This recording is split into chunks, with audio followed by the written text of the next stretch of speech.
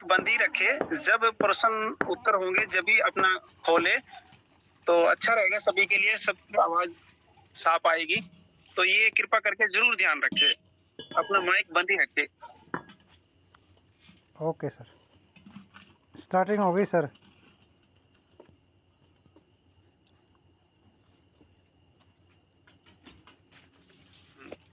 आदर्श बाबू जी, आप थोड़ा सा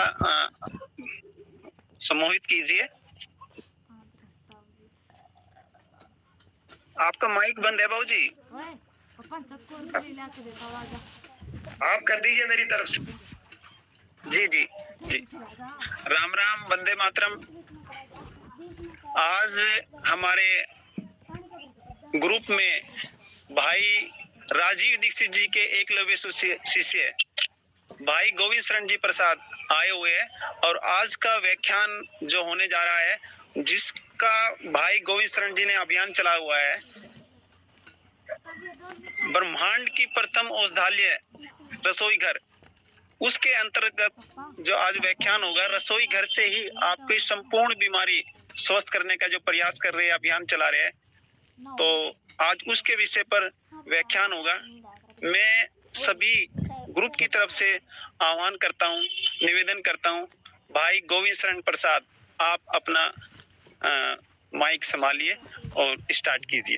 राम राम, वंदे मातरम।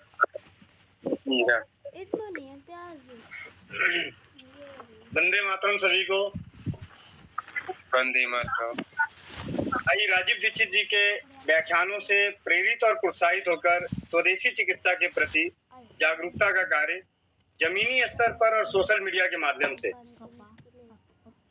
यथासंभव कर रहा हूं, और इस कार्य को करने में आप सभी का जो सहयोग, आशीर्वाद, अनुभव, मार्गदर्शन मिल रहा है, उसके लिए आप सभी को कोटि कोटि नमन, दिल की गहराइयों से हार्दिक धन्यवाद।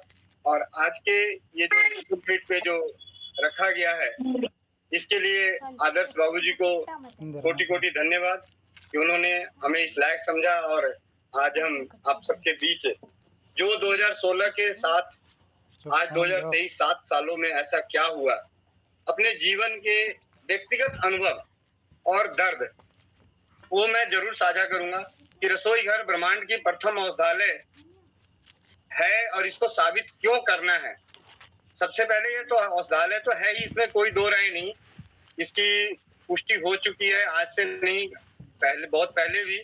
और जब मुझे ये बात मालूम हुई, जैसे आज बहुत सारे कोई नए भाई बंधु हैं, उदाहरण के तौर पे अभी तो सारे जानते हैं, भविष्य में कोई रिकॉर्डिंग को सुनेंगे तो जब सुनेंगे कि रसोई घर ब्रह्मांड की प्रथम औषधालय है, तो उनका मन में चिंतन आएगा कि कैसे है, इस बात की पुष्टि कौन करेगा, कैसे करेगा, क्या है, इसको औषधालय क्यों बोल दिया गया। तो जिस जगह से मतलब जो ऐसा स्थान, औषधालय मतलब औषधि और आलय मतलब घर, मतलब एक ऐसा घर जहाँ पे जो चीजें पड़ी हुई है वो औषधि की तरह काम करे, तो वो औषधालय कहलाता है। तो रसोई घर में जो क्या क्या पड़ा होता है, सबसे पहले रसोई घर से हमें भोजन मिलता है। तो जब भोजन मिलता है तो उस भोजन से हमारा शरीर स्वस्थ रहता है, और उसी भोजन से अस्वस्थ भी होता है। तो जब स्वस्थ और अस्वस्थ रह रहा है तो स्वस्थ होना भी औषधालय का ही काम है। जब हम बीमार पड़ते हैं तो हॉस्पिटल जाते हैं, वहां से दवाइयां लेके आते हैं, हम स्वस्थ हो जाते हैं, तो उसको औषधालय कह देते हैं।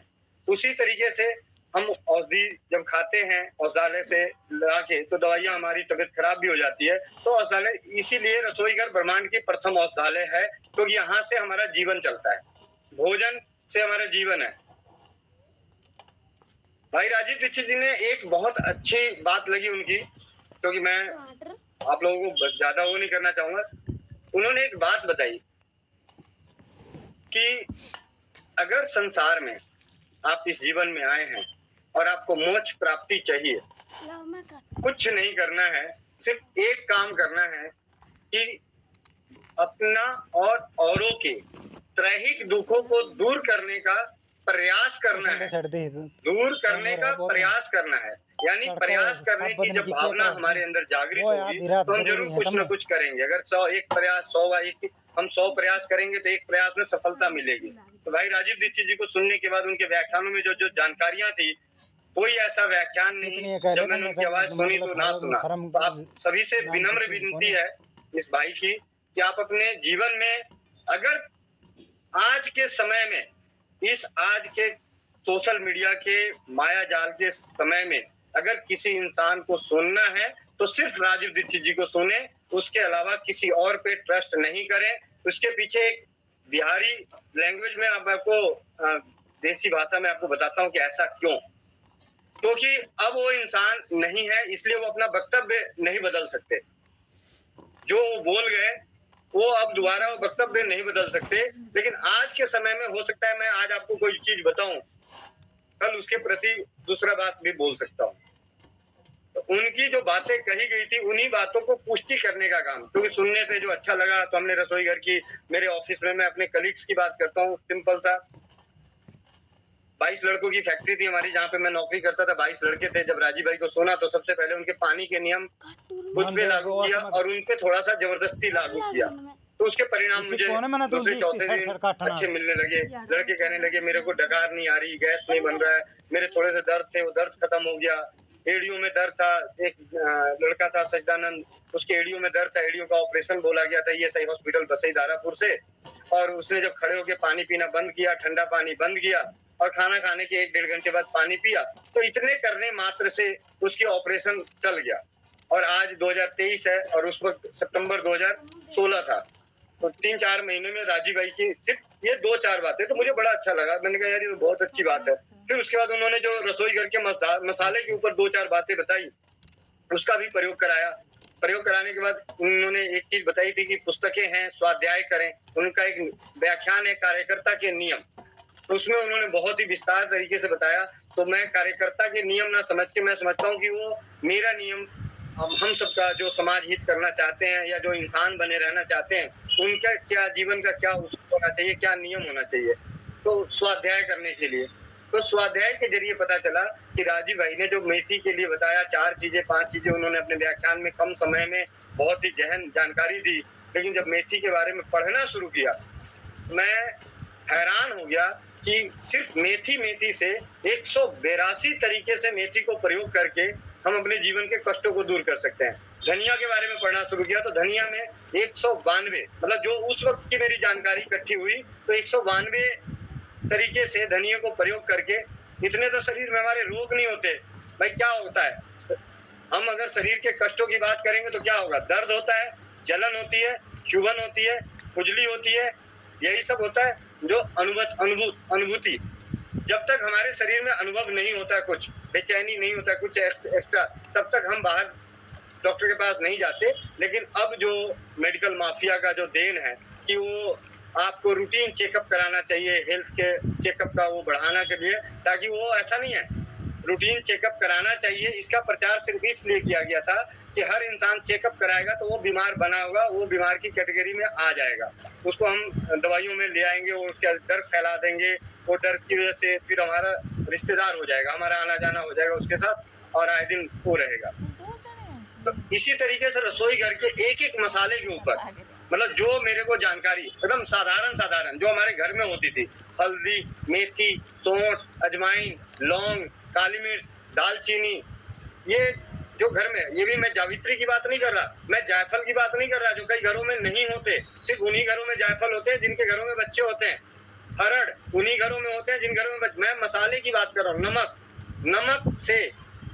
नमक का जब प्रयोग मैं पढ़ा तो मैं हैरान हो गया कि ये नमक है या अमृत है, मतलब इतने सारे उसके उपाय। अब बात है कि ज्ञान तो मिल गया, अब करूं तो करूं क्या, ये वाकई जो लिखा हुआ है सच है या झूठ है। तो विश्वास तो राजीव भाई की वजह से था।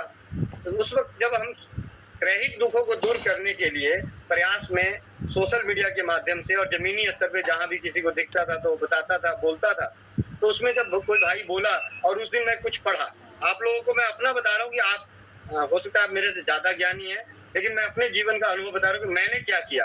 नकल मारी है, नकल मारना। तो मैंने उदाहरण के तौर पे एक सिंपल सी चीज मैंने एक दिन पढ़ा कि धनिया खाने से पेट में जलन ठीक होती है, पेशाब का जलन ठीक होता है, बस इतना ही पढ़ा था। और रात के 8 बजे के आसपास गुजरात के एक ग्रुप था हमारा, स्वस्थ भारत समृद्ध भारत का 69 नंबर 69 नंबर के ग्रुप से एक फोन आया कि भैया मेरे एक रिश्तेदार हैं, उनके पेशाब में इतनी जलन हो रही है कि मरा जा रहा है। मैंने कहा भाई कहाँ पर है? कह रहे जी अभी अभी रोड पे है। मैंने कहा देख आसपास कहीं दुकान है, वहां से धनिया ले लो, साबुत मिले तो साबुत, पाउडर मिले तो पाउडर, बस उसको खाते हुए चले जाओ घर, और घर पे फोन कर दो कि 2 चम्मच 4 चम्मच धनिया 1-1.5 गिलास पानी में डाल के उबालते रहें। जब आप पहुंचो तो ठंडा हो जाए, और ठंडा धनिया का पानी आप मिश्री मिला के पी लेना। मिश्री नहीं है तो चीनी भी चलेगा, मतलब कुछ मिला लेना। ये सिंपल सी बात है। आधे घंटे के अंदर उस भाई का, उस समय मैं 2017 जनवरी की बात बता रहा हूँ, ठंड के मौसम में, जो कहते हैं ना ठंड के मौसम में पेशाब में भयंकर जलन, हमें इतना ज्यादा बात पीत कब दुनिया जानकारी नहीं थी। मुझे विश्वास था कि ये धनिया है, हमारे मसाले में डलता है, हमारे साग सब्जी में डलता है, कम ज्यादा भी डल जाता है, कोई दिक्कत नहीं होती, हम खा ही लेते हैं, उससे कोई मरा तो नहीं है। मुझे इतना समझ में आया था कि जो हमारी सब्जी बनती है खाते कोई नहीं मरता। तो इसका मतलब कि इसमें से जो बताई गई चीजें हैं, अगर मैं बता भी देता हूँ, अगर नहीं भी ठीक होता है तो ज्यादा क्या होगा, ठीक नहीं होगा, मरेगा नहीं। तो इस चीज को जब पुष्टि किया, आधे घंटे बाद उसका फोन आया कि भैया वो काढ़े पीने की तो जरूरत ही नहीं पड़ी, रास्ते में धनिया मिल गया, मैंने उससे मांग लिया, उसने 2 मुट्ठी धनिया जेब में डाला और चबाते हुए आया, मेरे पेशाब की जलन मतलब वो जो जलन हो रही थी वो शांत हो गई। तो मैंने वहां से ये सीखा कि रसोई घर में जो औषधि पड़ा हुआ है और उसके जो प्रयोग पड़े हुए हैं, उसके जो उपयोग किसी किताबों में है, ग्रंथों में है, या किसी बाप दादा के थ्रू जानते हैं, या किसी दोस्त के माध्यम से जानते हैं, किसी अजनबी के माध्यम से जानते हैं, और अगर वो उपचार आपके रसोई घर से बता रहा है तो उसको बेझिझक होके पूर्ण विश्वास के साथ दिल से उसको अपना लीजिए, परिणाम 110% मिलेगा। ये मेरा पूरा मतलब व्यक्तिगत अनुभव है। अभी हाल फिलहाल के एक छोटे से अनुभव की बात करता हूँ। हमारे भाई हमारे साथ, हम लोग के साथ जुड़े हुए हैं, अभिषेक भाई कटनी से, उनके बच्चे को बुखार था, फोन आया भैया बुखार है, ऐसे है। मैंने बहुत सारी चीजें बोल रहे थे, मैंने कहा एक काम करो, 2 चुटकी हल्दी लो, 1 कप पानी में डालो, उबालो, जब पानी चौथाई रह जाए तो 1-1 चम्मच करके पिला दो। विश्वास की बात है, उन्होंने विश्वास किया, उस चीज को किया। हफ्ते बाद, 1.5 हफ्ते बाद मेरे ख्याल से ग्रुप में उन्होंने मतलब मेरे को पर्सनली में मैसेज किया कि भैया रसोई घर वाकई ब्रह्मांड की प्रथम औषधालय है। ये विश्वास जो है 200% बढ़ गया, क्योंकि अगर 2 चुटकी हल्दी से बुखार उतर सकता है तो फिर ना जाने हमारे घर में जो ये सारी चीजें हैं, और इसको मिला के हम जब इस्तेमाल करेंगे और सारी चीजें करेंगे नियम कायदे कानून से और परहेज करेंगे तो ना जाने कितना बड़ा मतलब हम जीत हासिल कर सकते हैं।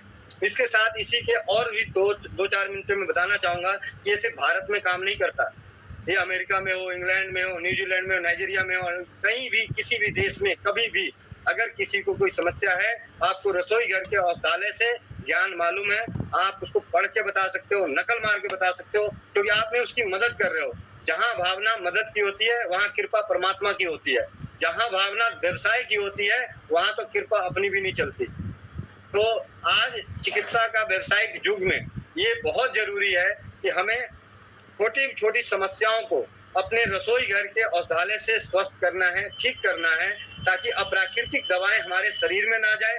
जब हमारे शरीर में अप्राकृतिक दवाएं नहीं जाएगा तो हमारा इम्यून सिस्टम मजबूत रहेगा, बजाय उनके जो आज के समय में माहौल भी सारा गंदा है, रहन सहन गंदा है, खान पान गंदा है, सब चीज बहुत खराब है, मिलावटी है, विचार मिलावटी है, दिखावा मतलब प्यार मिलावटी है, खान पान मिलावटी है, डर मिलावटी है, हर चीज मिलावट के जमाने में अगर ये जो चीजें हैं तो इसमें ये बहुत जरूरी है कि हमें ये रसोई घर से औषधालय की जानकारी लेके अपने परिवार को अपने शरीर के अप्राकृतिक औषधियों से बचा के अपना इम्यून सिस्टम औरों की अपेक्षा ज्यादा मजबूत कर सकते हैं। इसका एक छोटा सा जीता जागता उदाहरण देता हूँ। आप अपने आसपास में नजर दौड़ाएं उन सभी परिवारों को जो थोड़ा सा अफोर्डेबल हैं और हर छोटी चीज में डॉक्टर के पास जाते हैं, उनके बच्चे और अपने झुग्गी झोपड़ियों में रहने वाले बच्चों को देख लीजिए, किसका इम्यून सिस्टम ज्यादा मजबूत है।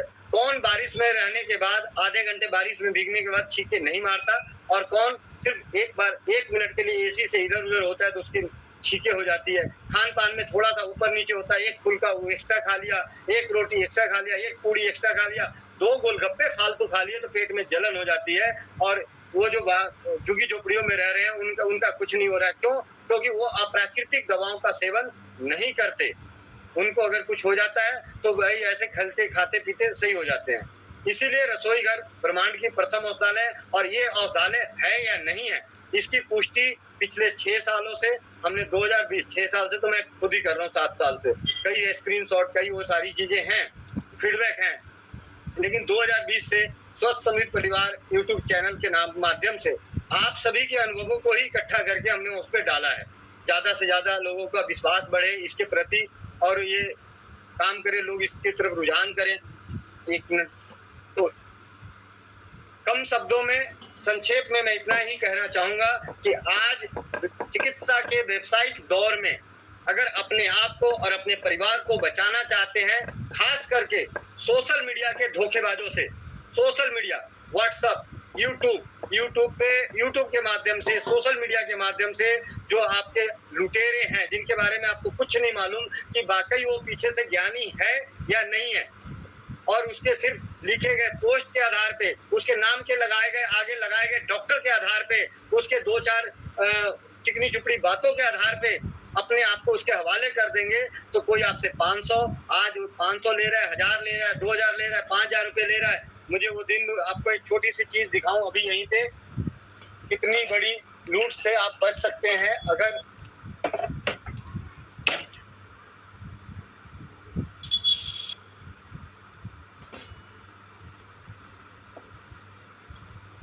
पढ़ने में आ रहा होगा तो ये हमारे देश की झंडू कंपनी है जो सौंठ के कैप्सूल बनाती है, सौंठ के कैप्सूल। और इस कैप्सूल में मुश्किल से 2 चुटकी सौंठ का पाउडर डाला हुआ है और इसकी कॉस्ट है 4 रुपए एक कैप्सूल की। मैं ये नहीं कह रहा, वो ठीक है, वो हमारी सुविधा के लिए, हमारे कुछ भाई बंधुओं के लिए जो कर रहे हैं वो अलग बात है, लेकिन हमें एक आम जनता जो 70% आबादी है, जो हमारी 70% आबादी है, क्या वो अपने गैस की समस्याओं को दूर करने के लिए, अपने शरीर के दर्द की समस्याओं को दूर करने के लिए दिन में 3 बार 4-4 रुपए के एक कैप्सूल खा सकता है, अफोर्ड कर सकता है? जिसके परिवार में 5 जने हों और उनके घर में अगर ऐसी समस्या हो और वो दर्द के लिए ये हम लौट के आते हैं ना, हम जागरूकता फैला रहे हैं, बहुत अच्छी जागरूकता फैला रहे हैं, आयुर्वेद के प्रति लौटा रहे हैं। लौटो लुटेरे यहाँ भी बैठे पड़े हैं। यहाँ कौन से बहन दूध के दूल्हे हैं? दूध के दूल्हा कोई नहीं है। आज के समय में चिकित्सा व्यवसायिक दौर में हर इंसान एक दूसरे को काटने पे पड़ा है, एक दूसरे को लूटने पड़ा है, इसलिए जागरूक होना बहुत जरूरी है। अपने रसोई घर औषधालय को पहचानना बहुत जरूरी है, इसके उपयोग को जानना बहुत जरूरी है। नहीं तो क्या होगा, आज सौंठ का है, कल नमक के कैप्सूल मिलेंगे, परसों हल्दी के कैप्सूल मिलेंगे, अलसी फ्लैक्सीड के कैप्सूल तो मिल ही रहे हैं, बहुत सारे कैप्सूल मिल रहे हैं, 12-12 रुपए के, 15-15 रुपए के, 18-18 रुपए के, 50-50 रुपए के आपके कैप्सूल मिलेंगे आपके रसोई घर के मसालों के ही। किस नाम पे? और मजे की बात बताता हूँ, लोग कहते हैं असली नकली। अभिषेक भाई ने पाउडर, जो हल्दी का पाउडर इस्तेमाल किया था ना, वो बाजार में मिलने वाला पैकेट का पाउडर इस्तेमाल किया था, उसी से ठीक हुआ था। अभी मैं किसी को, आज मेरे को किसी को जानकारी बतानी थी तो मैंने उसको बताया, तो कह रहा आमी हल्दी लूं ज्यादा असर करेगा।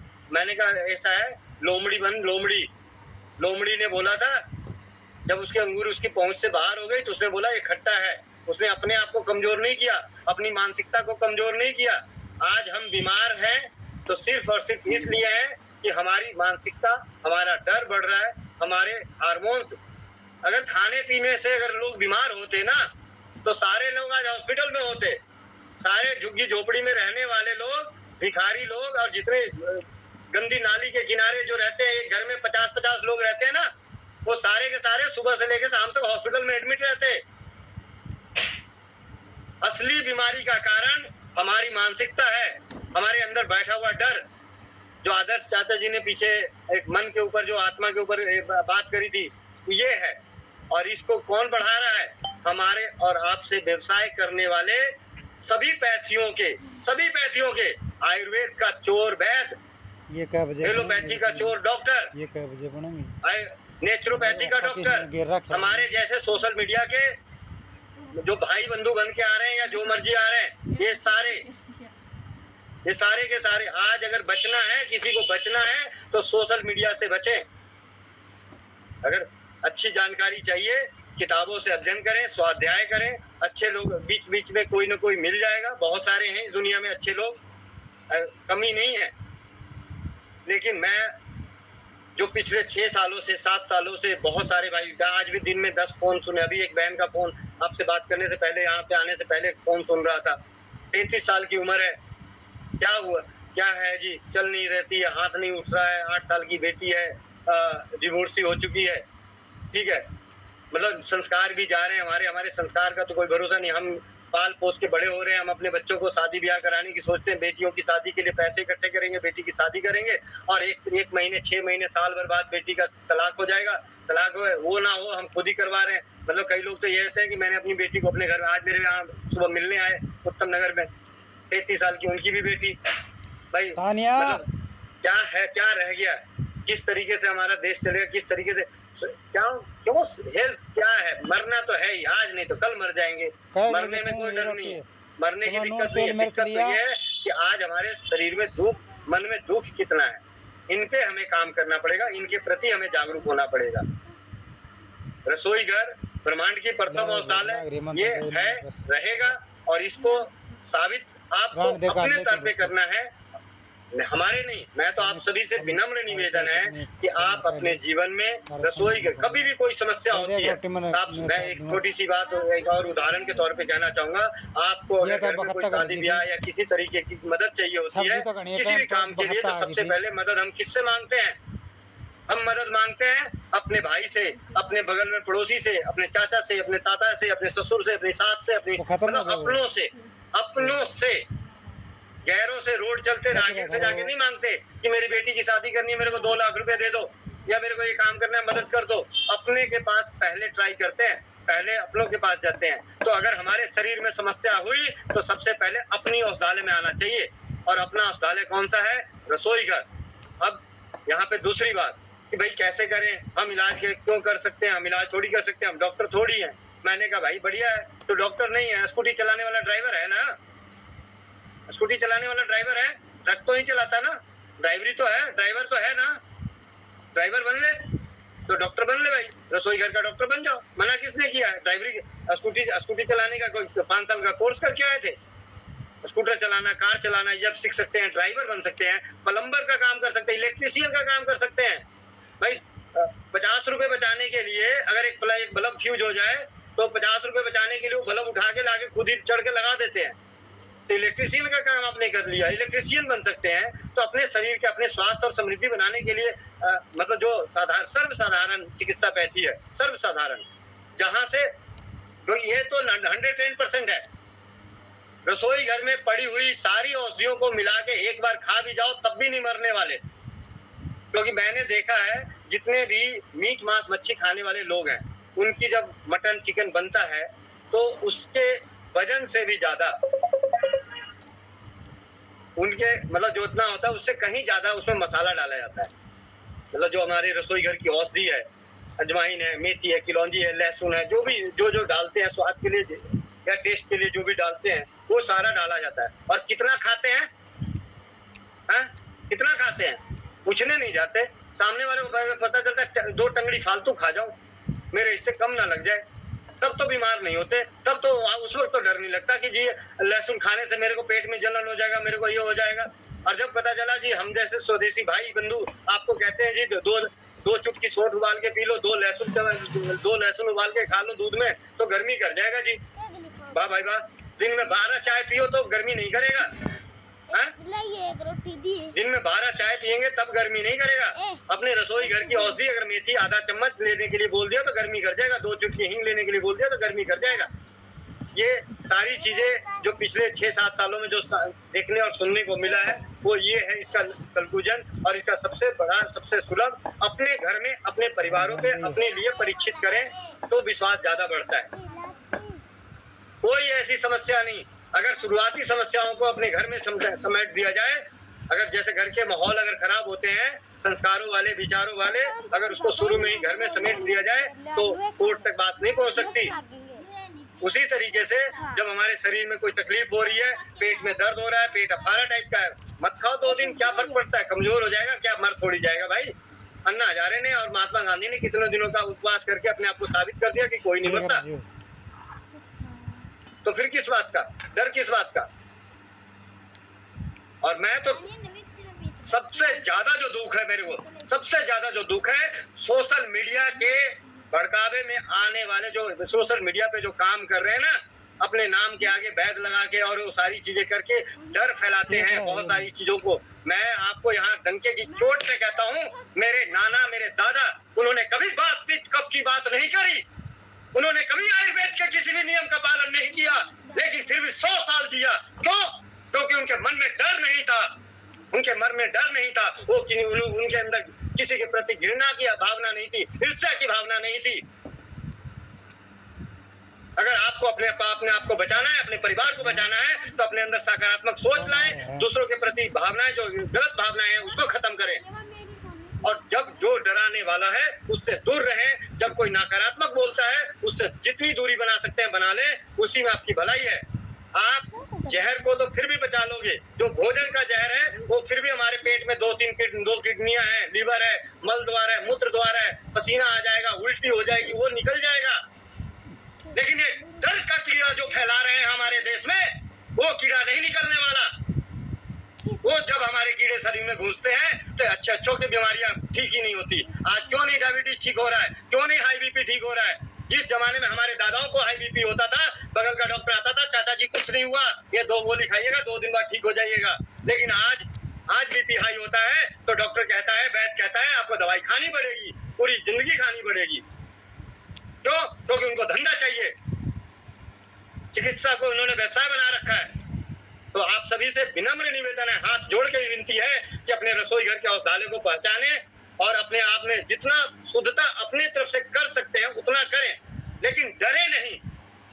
मैं पिछले 2016 में राजीव भाई को सुनने के बाद, स्वदेशी चिकित्सा के प्रति जागरूकता के बाद, बहुत सारी चीजें मुझे प्राकृतिक चीजों की बहुत, जैसे कहते हैं एक आग लग जाती है, मैं ऑर्गेनिक खाऊंगा, ऑर्गेनिक के नाम पे धंधा होता है, ऑर्गेनिक और वो सारी चीजें। मैं कहता हूँ 7 साल तो मुझे हो गए भाई, मैं तो वही सब्जी खाता हूँ जो आजादपुर मंडी में मिलती है, वही लेके आता हूँ, जो हमारे बगल में मिलता है वही खाता हूँ, राशन में चावल मिलता है वही खाता हूँ। जो राशन में चावल, आपको पता है दिल्ली में राशन में बटने वाला चावल कहाँ से आता होगा? वही यूरिया वाला आता होगा। 7 साल तो मुझे हो गए, मैं क्यों नहीं बीमार हूँ? क्योंकि मैंने अपने इस माले में कचरा नहीं घुसने दिया डर का। हाँ, अपनी तरफ से प्रयास है कि जितना होगा उतना शुद्ध करेंगे। मेरे बस में है कि आटा मेरा शुद्ध होगा, मैं भाई यूरिया खाद वाला ही गेहूं है, लेकिन मैं उसको पिसवाऊंगा अपने सामने, वो किसी के पैकेट का नहीं लूंगा। जो मेरे बस में है, तेल मैं पैकेट का नहीं लूंगा भाई। ठीक है, घानी के पास जाऊंगा, सरसों लूंगा, खरीदूंगा, सामने 2 घंटे खड़े होकर 15 लीटर निकाल के ले आऊंगा, 2, 4, 5 महीने चल जाएगा। क्या हो गया? हर महीने ना जा पाऊंगा, लेकिन वो पैकेट वाले से तो बढ़िया है। पैकेट वाला लेके आऊंगा, लिखा हुआ है जी 2 महीने की एक्सपायरी है, 3 महीने की एक्सपायरी है, 6 महीने की, 12 महीने की एक्सपायरी है, पता नहीं कब क्या है। तो हमारा तो मैं खुद निकाला गया, 3 महीने भी खा लिया तो क्या दिक्कत है? उनसे तो ज्यादा ही अच्छा है। अब करके देखें, हर इंसान जिस दिन सकारात्मक सोच में आ गया और डर को खत्म कर गया, उसकी बीमारी का 90% उसी दिन से रिवर्स होना शुरू हो जाता है। और इसका जीता जागता उदाहरण 3 सितंबर को हनुमान मंदिर में होने वाले चिकित्सा शिविर में पिछले 6 साल से डायबिटीज का दवाई 3 से 4 टाइम खाने वालों ने, जब उन्होंने बोला भैया मेरे को दवाई, मैंने कहा जी दवाई आपकी छूट ही नहीं सकती। कैसे छूटेगी? आप कह रहे हो मैं योग कर रहा हूँ, योग को बदनाम कर रहे हो, आप मेथी को बदनाम कर रहे हो, मेथी भी ले रहे हो, योग भी कर रहे हो और दवाई नहीं छोड़ रहे हो। भाई क्यों नहीं छोड़ रहे? छोड़ो तो सही, पता चलेगा कि आप जो दूसरे कर रहे हो वो फर्क है या नहीं है। अगर नहीं फर्क है तो क्यों खामाखा समय बर्बाद कर रहे हो 1.5 घंटा योग करने में? वो 1.5 घंटा किसी को जाके मदद कर दो भाई। जब हमारे बाप दादाओं ने योग नहीं किया तब स्वस्थ नहीं रहे। हमारे बाप दादाओं ने योग की जगह व्यायाम किया था। योग तो सन्यासियों के लिए बना है, जिनको कुछ अलग ही चाहिए, अलग ज्ञान चाहिए। योग परिणाम हम जैसे गृहस्थ आदमियों के लिए नहीं है। गृहस्थ आदमी जो मेहनत करने को तैयार है, जो श्रम करने के लिए तैयार है, उसके लिए तो योग है ही नहीं। वो योग करके अपने शरीर का नुकसान करने वाला है। खैर ये बातें अलग बात है। मैं वो 3 सितंबर की बात थोड़ा सा कंक्लूजन कर दूं।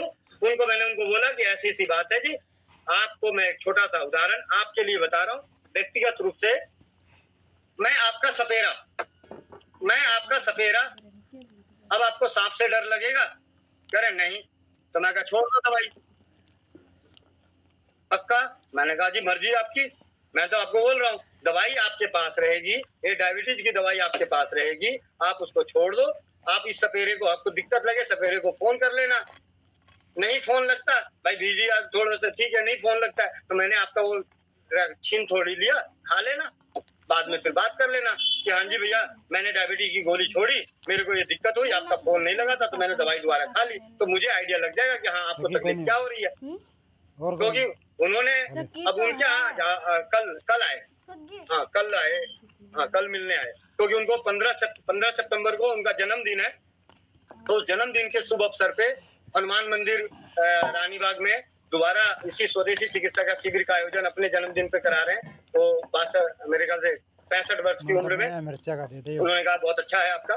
तो मैं दोबारा तो आके जब मेरे को बताए, कह रहे जब आप शिविर करके गए उस वक्त मैं सुबह की गोली खाया था, सुबह की गोली, उसके बाद से अभी तक मैंने कोई दवा नहीं खाई। 3 तारीख और कल 9 तारीख, 6 दिन। मैंने कहा जी दिक्कत क्या आई? कह रहे जी कोई दिक्कत नहीं आई। तो मैं कहा फिर आप गोली किस चीज की खाओगे? कह रहे भैया तो हुआ क्या, डॉक्टर ने डर फैलाया, डर बैठाया, चाहे डॉक्टर हो, वैद हो, चाहे कोई भी हो, उन सब ने डर फैलाया, आपको डर बैठाया आपके अंदर। ठीक है, आपके साथ कुछ लक्षण हो कुछ। अब उन्होंने अपनी पूरी कहानी जब बताई तब आप देखिए यहाँ पे मजे की बात, उनकी बेटी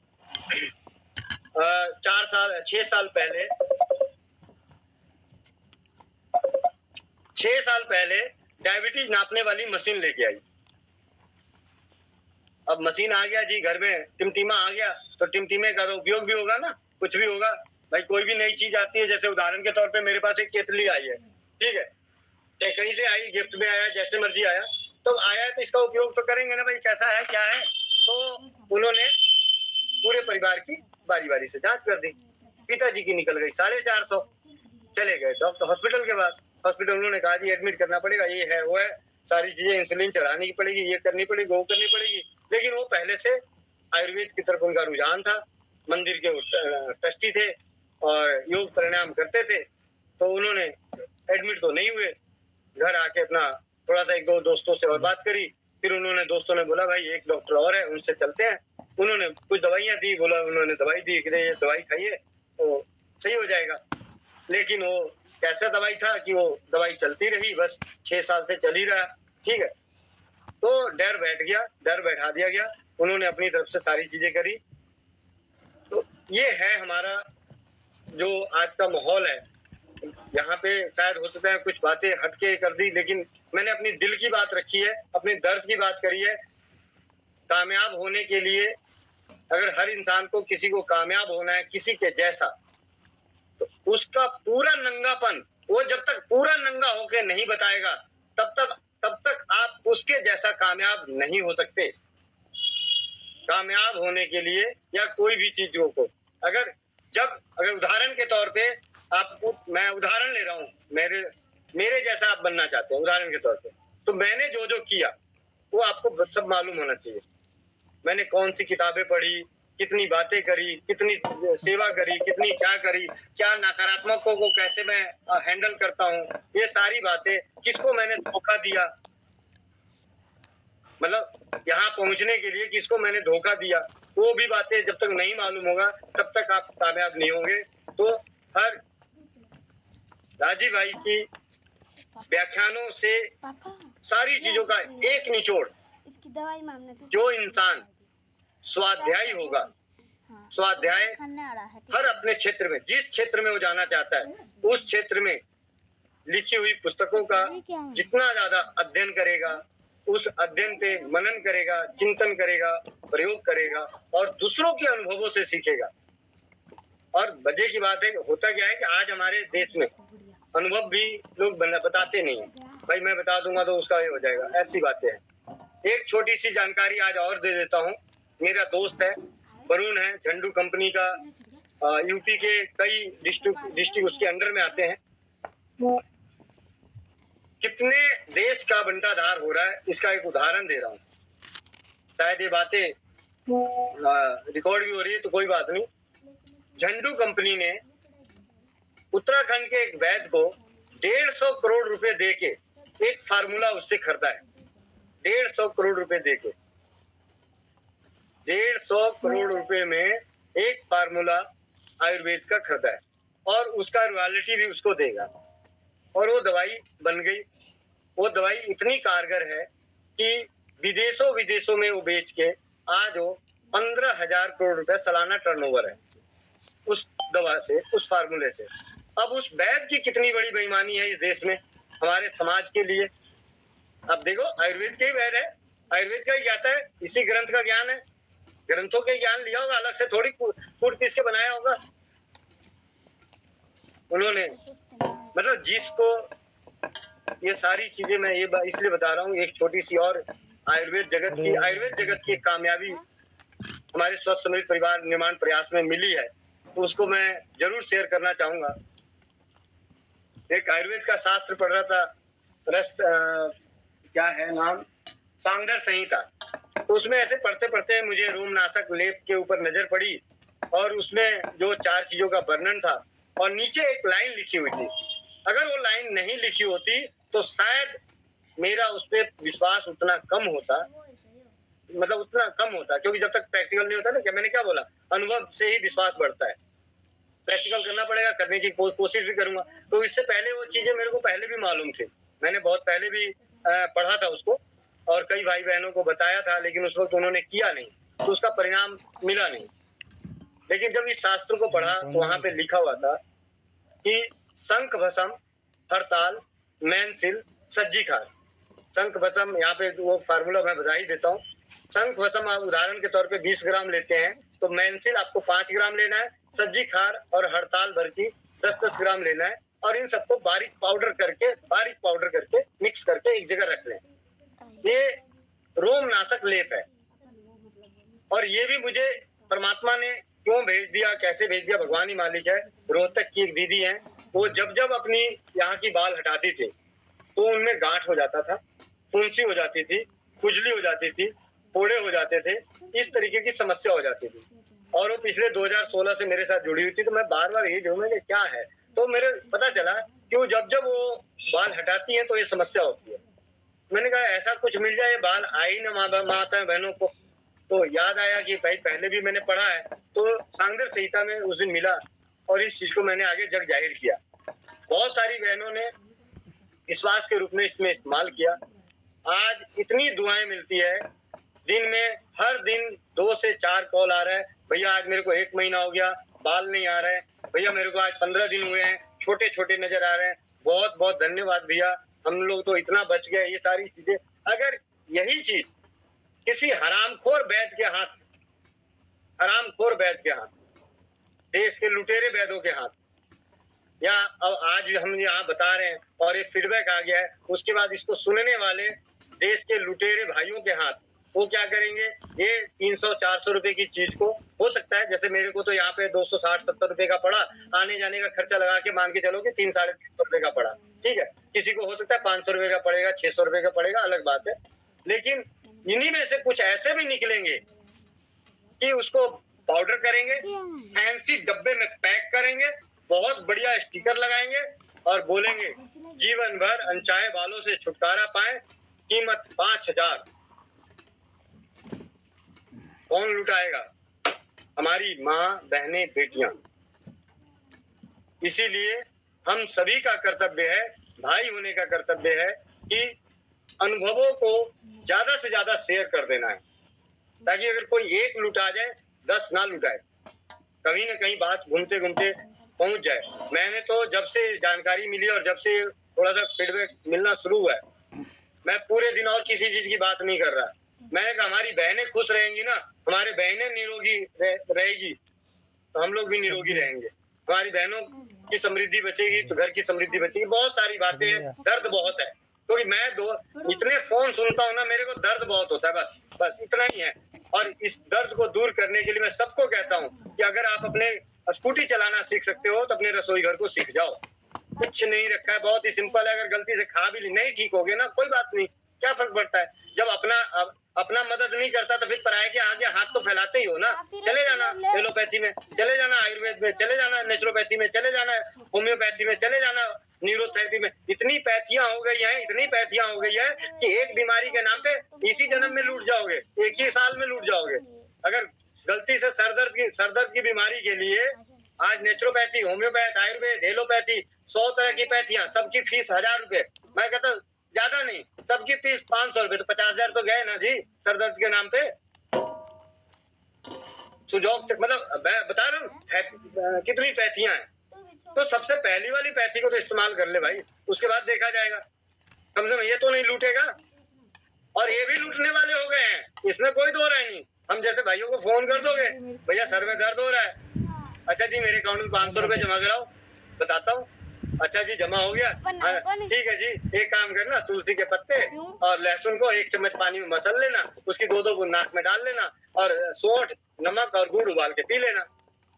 तो इस पैथियों के साथ भी व्यवसाय होने वाला है, वो दिन दूर नहीं। ये सोशल मीडिया की देन है, ये सोशल मीडिया की देन है। इसीलिए इस पैथी को जैसे स्कूटी चलाना सीख गए थे, साइकिल चलाना सीख गए, कार चलाना सीख गए, उस तरीके से इसमें भी महारत हासिल कर लें। बोलने को बात करें तो बहुत कुछ है, तो मैं अपने विराम देता हूँ, क्योंकि जब बातें छिलती है, कहते हैं ना प्याज होता है, जब आदमी प्याज को छिलता है तो आंसू ज्यादा निकलते हैं।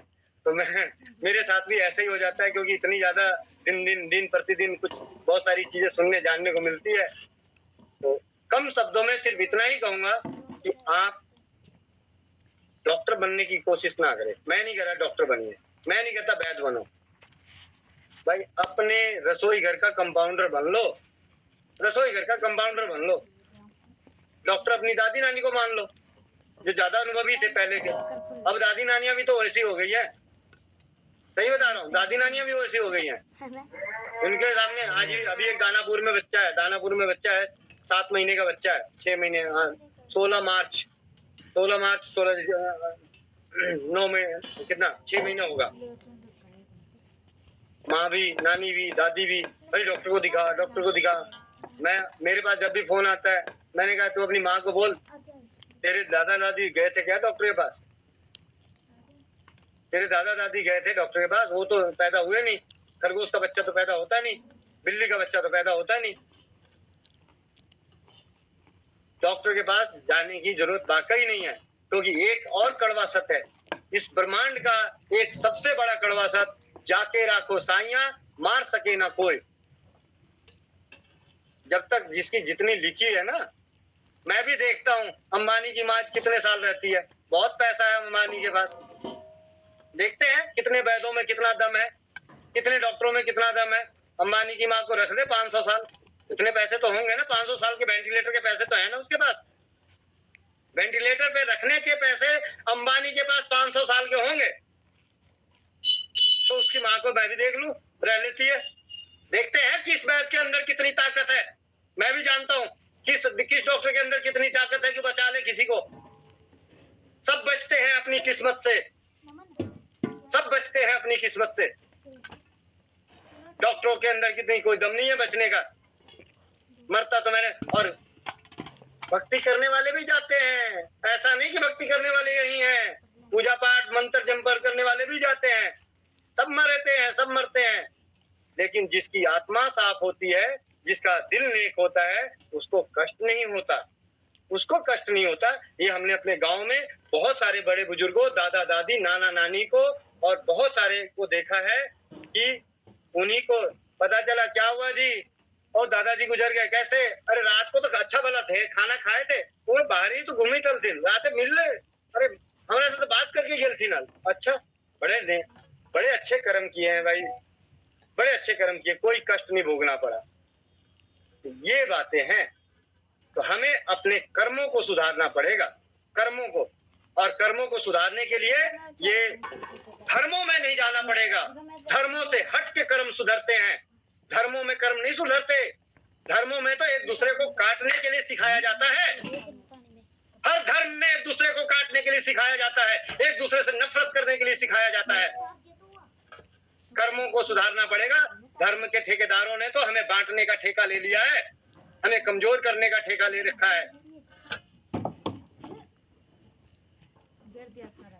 ठीक है, बहुत सारे दूसरे कॉल भी मेरे फोन पे आ रहे हैं, क्योंकि ये टाइम की कवर होता है। तो आप सभी से विनम्र निवेदन है, मेरे द्वारा दिए गए इस्तेमाल किए गए अपशब्दों के लिए, जो अपशब्द इस्तेमाल हुए होंगे उसके लिए दिल की गहराइयों से आप लोगों के पैरों में हाथ जोड़ नमन करता हूँ, आपके पैर छू के माफी मांगता हूँ। लेकिन ये सारे जो है मेरे दिल का दर्द है।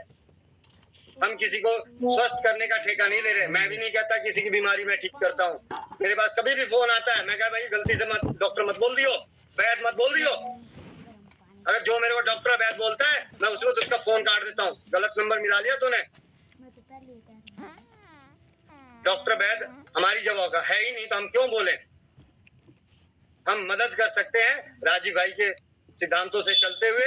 हमें जो जानकारी मिली है हम उसे बता सकते हैं। ऐसी चीजें बताएंगे जिससे आपका फायदा हुआ तो हुआ, नुकसान ना हो। कोई ये ना कह दे कि भाई गोविंद भाई ने या शोषित परिवार के कर्णधारों ने बताया और मेरी किडनी फेल हो गई। ये नौबत नहीं आनी चाहिए।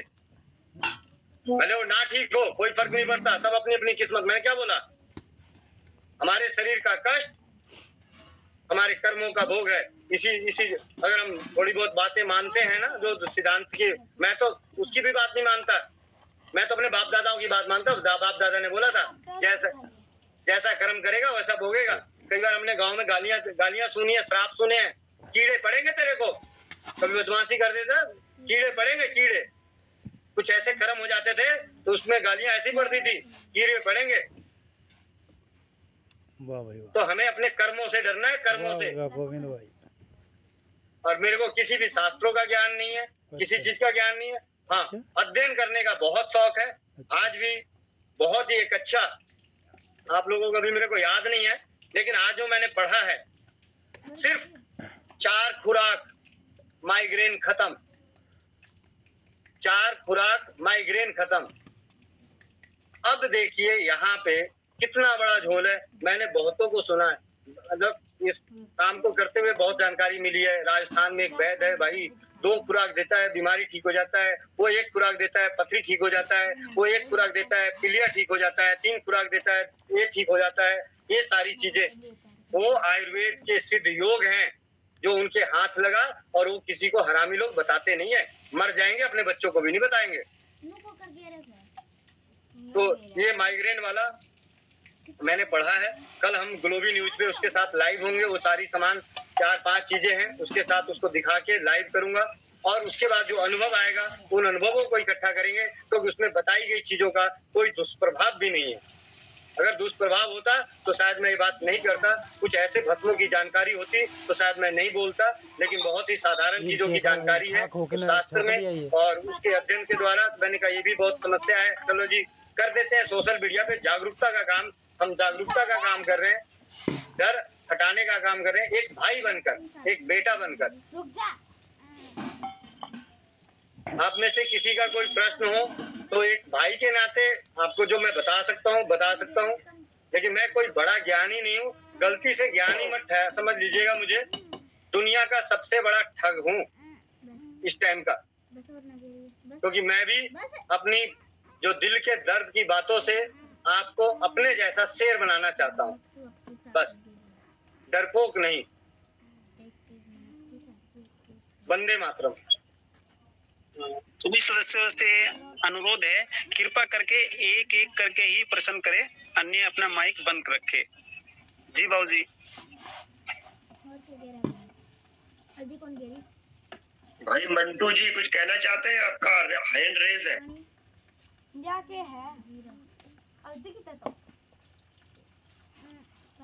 नहीं, हमें तो कुछ नहीं पूछना है, आप लोग पूछ सकते हैं।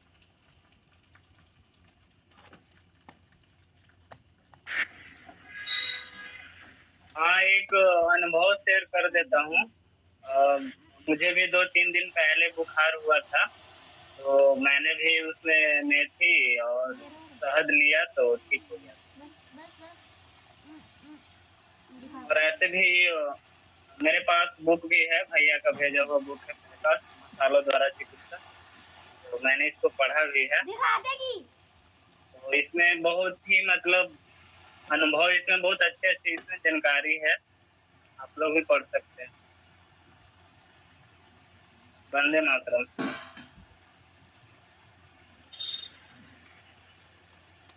और कोई सज्जन कुछ कहना चाहें प्लीज। गोविंद भैया नमस्ते। वंदे मातरम। भैया मुकेश भाई हेलो।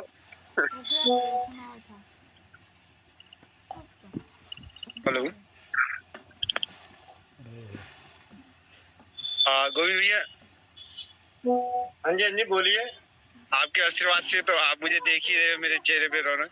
और दूसरी बात, मैं हर चीज से एकदम सही हूँ, लेकिन मुझे कब्ज बना रहता है उसका। मतलब मैं एरन का तेल भी प्रयोग किया हूँ और इच्छा वेदी दवा का भी प्रयोग करता हूँ, लेकिन ये पूर्ण रूप से मतलब निजात नहीं मिला है मुझे कब्ज से। कम शब्दों में आप लोगों को ये बताओ, आप लोग चाहते क्या हैं? अनैच्छिक क्रियाओं के साथ तो तंग करते हैं, अनैच्छिक क्रियाओं को ऐच्छिक क्यों बनाना चाहते हैं जबरदस्ती दवाइयों के साथ? भाई एक छोटी सी चीज है, मैं आपको उदाहरण बताता हूँ। आप सुबह गए, कब जाते हो? अपनी मर्जी से जाते हो क्योंकि आपको ऑफिस जाना है। अभी बाप दादाओं वाला देखा है? बाप दादा सुबह बोलते थे भाई अभी गया नहीं, अरे नहीं, बाद में 10 बजे मन कर रहा तो 10 बजे जाके खेतों में जाके बैठ गया। ठीक है। और इच्छा वेदी रस का जो आप इस्तेमाल कर रहे हैं ज्यादा ना करें, ये ध्यान रखें। ठीक है, कभी कभार महीने में एक बार हो गया तो हो गया। अरंड का तेल तो आप लगातार ले सकते हैं, इसमें कोई दिक्कत नहीं, ज्यादा नुकसानदायक नहीं है। त्रिफला, बीच में त्रिफला का सेवन कीजिए। त्रिफला और इसबगोल दोनों मिला लो।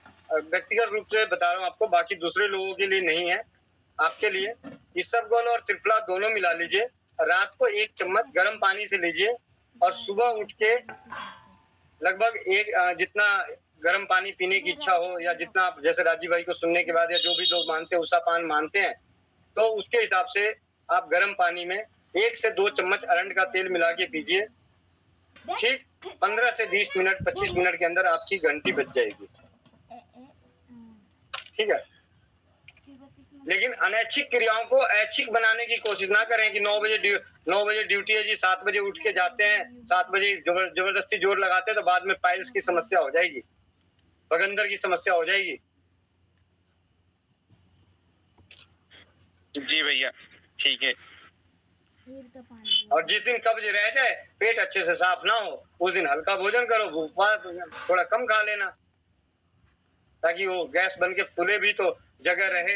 पता चला जी कब पेट भी साफ नहीं हुआ था, ऊपर से अपना मम्मी के बीवी के उनकी डांटों के चक्कर में 4-4 रोटियां भी डाल ली और स्वाद के चक्कर में कुछ और भी खा लिया, तो इधर से पहले से थोड़ा सा पड़ा हुआ था, फिर ये गया, ऊपर से पहले वाला गैस फॉर्मेशन किया तो जगह हुआ नहीं, वो अफारा बन गया।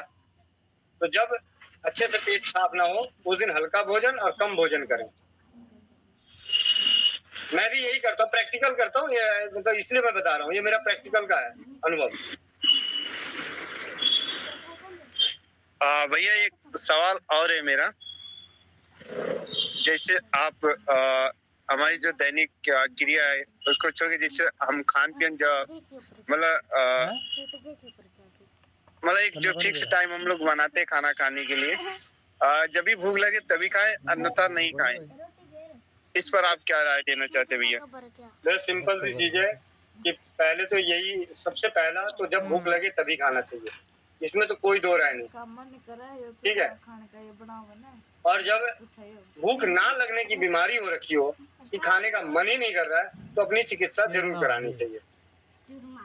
क्या का चूरमा? नहीं ऐसा कोई नहीं।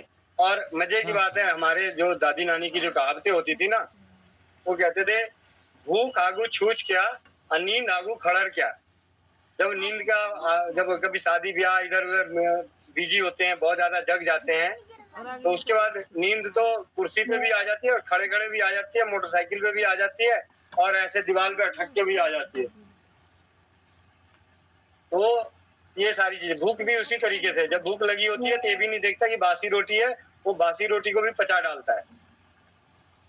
तो भूख लग के, हाँ ये जरूर है कि एक अपना रूटीन में आधा घंटा 1 घंटा आगे पीछे के हिसाब से। देखो राजीव भाई के जो आयुर्वेद के सूत्रों हैं, आयुर्वेद के सूत्रों के हिसाब से आज के समय में, मैं शायद कईयों को बुरा लग जाए वो अलग बात है, आयुर्वेद में जिन जिन बातों को रखा गया है, जिन जिन बातों को जब मैं पढ़ता हूँ और सारी बातें देखता हूँ, तो मैं एक चीज देखता हूँ कि अगर मैं आयुर्वेद को देखता हूँ और अपने बाप दादाओं को देखता हूँ, 1-2 पीढ़ी पीछे देखता हूँ, आयुर्वेद के हिसाब से तो जीना मुश्किल है।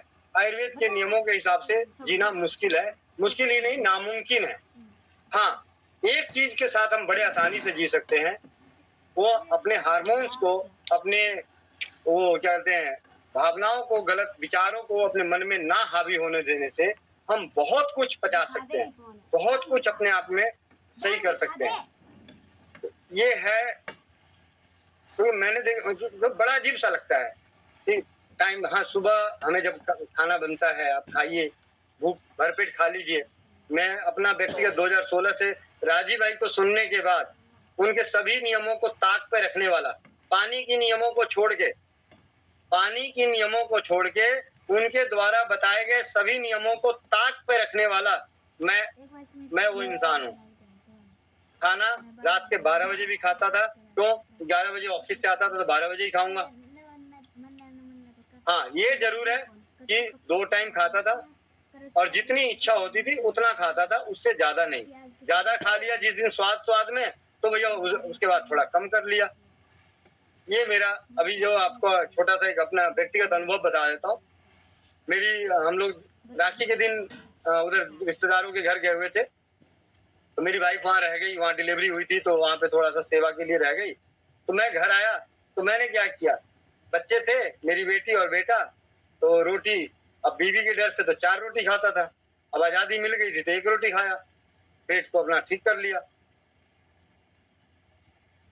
तो हमें अपने शरीर को पहचानना पड़ेगा, जो अपना शरीर, यार कोई दूसरा थोड़ी बताएगा कि आपके पेट के अंदर जलन हो रही है। भाई मैं कहता हूँ ले आओ बड़े से बड़े मशीन को लगा दो, बड़े से बड़े नाड़ी को लगा दो, कोई छू के बता दे कि हाँ आपको ऐसे जलन हो रही है और इतनी मिर्ची जैसी जलन हो रही है, एग्जैक्ट। देखिए बोल देना, तुक्केबाजी में बोल देना, जैसे होता है ना ज्योतिष शास्त्र में, तुक्के में बोल दो जी, 100 को बोल दो, 90 पे तो फिट बैठ ही जाएगा। आपके अपने तो आपका साथ नहीं देते, ज्योतिष वाले ऐसे करते ना, आपके हाथ में पैसा नहीं टिकता है। तो ये तो पूरी दुनिया का हाल है यार, भाई आपके हाथ में पैसा नहीं टिकता, आपके अपने साथ नहीं देते, ये तो सबको मालूम है कि अपने साथ नहीं देते तो कॉमन सी बात हो रखी है। नहीं भी देते भी होंगे तो 1 मिनट का, हाँ यार सही कह रहे, मेरे पापा ने उस वक्त मेरी मदद करी नहीं, साथ नहीं दिया, ये तुक्के वाली बात। लेकिन एग्जैक्ट हर चीज, जीवन का हर पहलू जो अनुभव कर सकते हैं ना, आप खुद कर सकते हैं। आपके आंखों में कितनी जलन हो रही है वो आप बताएगी, आपकी नाड़ी नहीं बताएगी। आपकी मशीन 500 करोड़ और 1000 करोड़ से बनने वाली साइंटिस्टों की, जो वैज्ञानिकों की मशीन है, वो नहीं बताएगी कि आपके आंख में कितनी जलन हो रही है, दर्द का कितना महसूस हो रहा है। वो मशीन नहीं बताएगी, वो आप ही बताओगे। आपको कितनी खुजली बच रही है, कैसी खुजली मच रही है, वो मशीन नहीं बताएगा, कोई नाड़ी वैद्य नहीं बताएगा, कोई हमारे जैसे पागल भाई नहीं बताएगा कि कैसी खुजली मच रही है। जब मेरे दांत में दर्द हुआ था तब मुझे पता चलता है कि जिसके दांत में दर्द होता है तो कैसा लगता होगा। जब मेरे को कब्ज होता है तो समझ में आता है कि कैसा होता होगा। इसीलिए उसका दर्द को समझते हुए ये बातें कर रहा हूँ। आज चिकित्सा पूरी तरह से व्यवसायिक है तो है, इसमें कोई दो राय नहीं है। और इससे बचने का एकमात्र सरल उपाय है, अपने आप को सकारात्मक रखें, अपने इस माले पे कचरा ना भरने दें। पेट में भले भर जाए, पेट में भर जाएगा, क्या होगा, 4 दिन नहीं खाओगे, वो निकल जाएगा, गल जाएगा, सड़ जाएगा। कई बार हम लोग गांव में बचपन में खाते खाते, हमारे तो आजकल तो चावल बिन बिन के बनते हैं जी, बहुत अच्छे चावल होते हैं। हमारे यहाँ तो मिट्टी कंकड़ पत्थर खाते खाते दांत में आ जाता था, कभी नहीं कुछ हुआ। बीज भी निकल जाते थे, कभी पेड़ नहीं उगा। आज गलती से बीज किसी आपको बताता हूँ, एक बहन का फोन आया, मेरे बेटे ने तो बीज खा लिया, खजूर का बीज अंदर चला गया। मैं कहा हाँ तेरे बेटे के पेट में पेड़ उगेगा। हद हो गई। जा खर्च करा ले, ऑपरेशन करवा दे, निकलवा ले खजूर का बीज। अरे जब तुम हड्डी मांस खाते हो वो गल जाता है तो ये भी गल जाएगा उसके अंदर। आज नहीं गलेगा, 15 दिन बाद गलेगा, गल जाएगा। देख के न जाओ। ये कुछ चीजें हैं। तो आपका शायद मेरे सवाल का जवाब दे पाया नहीं दे पाया मुझे नहीं मालूम, आपको वो चीजें समझ में आई तो उसके लिए मैं माफी चाहता हूँ। अगर संतुष्टि ना मिली हो तो उसके लिए तो भैया धन्यवाद, आपने इतना अच्छी जानकारी दिया, इसके लिए आपको तहे दिल से शुक्रिया अदा करना चाहता हूँ। आपका ही देने जो आज मैं इस ठंड गया मंच पे मतलब ठंड रहेगा बस बोल नहीं पा रहा हूँ, बस आपका ही देने जो मैं यहाँ पे खड़ा हूँ। मेरा नहीं भैया, ये राजीव भाई का है कि राजीव भाई की वो आवाज थी जो इस पागल सरफिरे को पागल और बना दिया। बस गोविंद जी बहुत बहुत धन्यवाद, नमस्कार आपको। और मैं ये चाहूंगा इस मौके पर जब आप सबके साथ खाते हुए और आपका दर्द हमारे सामने आ रहा है, दर्द सामने नहीं आ रहा है बल्कि कभी कभी विस्फोट के रूप में भी आ रहा है, कभी कभी टपक रहा है, कभी कभी आपको क्रोध भी आ रहा है, लेकिन इसके पीछे एक मर्म है, इसके पीछे एक आपकी भावना है कि जो सर्वहारा है, जो गरीब है, जो आम आदमी है, जो अपना खर्च किसी तरह से चला रहा है, उसका भी इलाज होना चाहिए और उसका इलाज घर के अंदर मौजूद है। और जो ये डॉक्टर लॉबी, इसके बारे में एक छोटी सी बात बताना चाहता हूँ। मैं अभी 6 महीने यूएस रह के आया। हिंदुस्तान में तो फिर भी दवाइयों की दुकानें, वहाँ पर तो क्या है कि इंश्योरेंस से ही इलाज होता है। यहाँ की लॉबी यदि वो 100 रुपए लूटती है आपसे, तो वहाँ की लॉबी 1000 रुपए लूटती है आपसे। और वहाँ पे डॉक्टर देखने को जब अपॉइंटमेंट नहीं मिलेगा, मरते मरते दर्द में मर जाएंगे, या तो वहाँ पे भर्ती होंगे फिर जो उनके हवाले, और फिर इंश्योरेंस से भी वो चीज जो नहीं उनको मिलती, जो क्या कहते हैं, उसके बाद भी खर्चा करना पड़ता है। मतलब ये लॉबी उन बड़े बड़े संपन्न देशों में यहाँ से भी 10-10, 20-20, 100-100 गुना महंगी है, और उसके बाद भी आदमी परेशान है। ये नहीं कि हिंदुस्तान में, हाँ वो हिंदुस्तान में एक मार्केट खड़ा कर दिए हैं, लॉबी खड़ा कर दिए हैं, और वो आपकी बात ठीक है। मुझे लगता है कि हमारे यहाँ तो फिर भी हम चाहे दवाई बाजार से ले आए, चाहे अपने यहाँ से ले आए, चाहे केमिस्ट से ले आए, चाहे किसी भी झोला साहब डॉक्टर से भी ले लें, दवाई तो मिल जाती है, लेकिन वहाँ तो दवाई भी नहीं मिलती, कोई दुकान ही नहीं। तो वो एक बड़ी बात है, वो भी एक दर्द है। वो उस क्या कहते हैं लॉबी ने, उस क्या कहते हैं लूट ने हिंदुस्तान को भी उसमें शामिल कर दिया है, और जो हमारी हिंदुस्तान की सरकारें भी हैं उनका साथ देती रही अब तक।